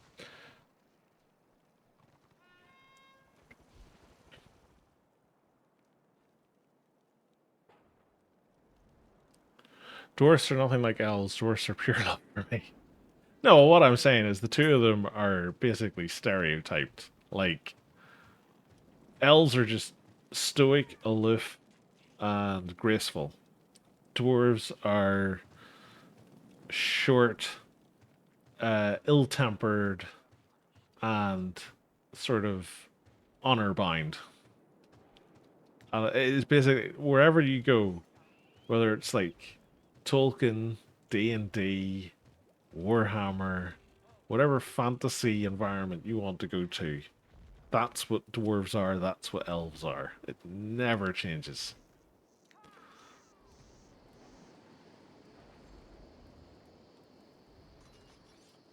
That's the thing I've always loved about Chaos, because it was the thing I remember when Paul Barnett was talking about Chaos. I don't think it was the first interview he did about this game.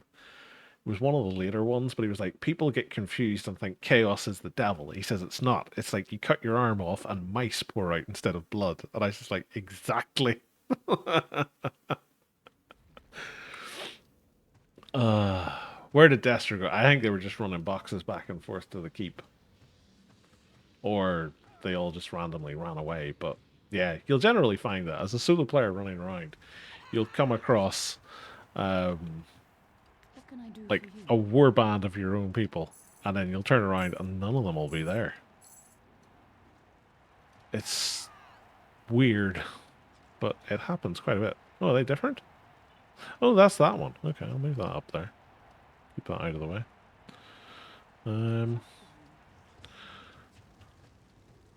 Tolkien wrote them that way, everyone copied. Yeah.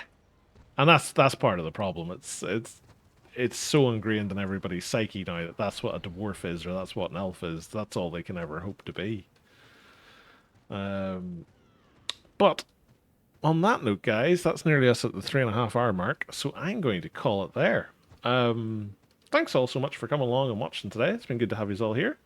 We got to get our level 58. We got our last piece of oppressor equipped.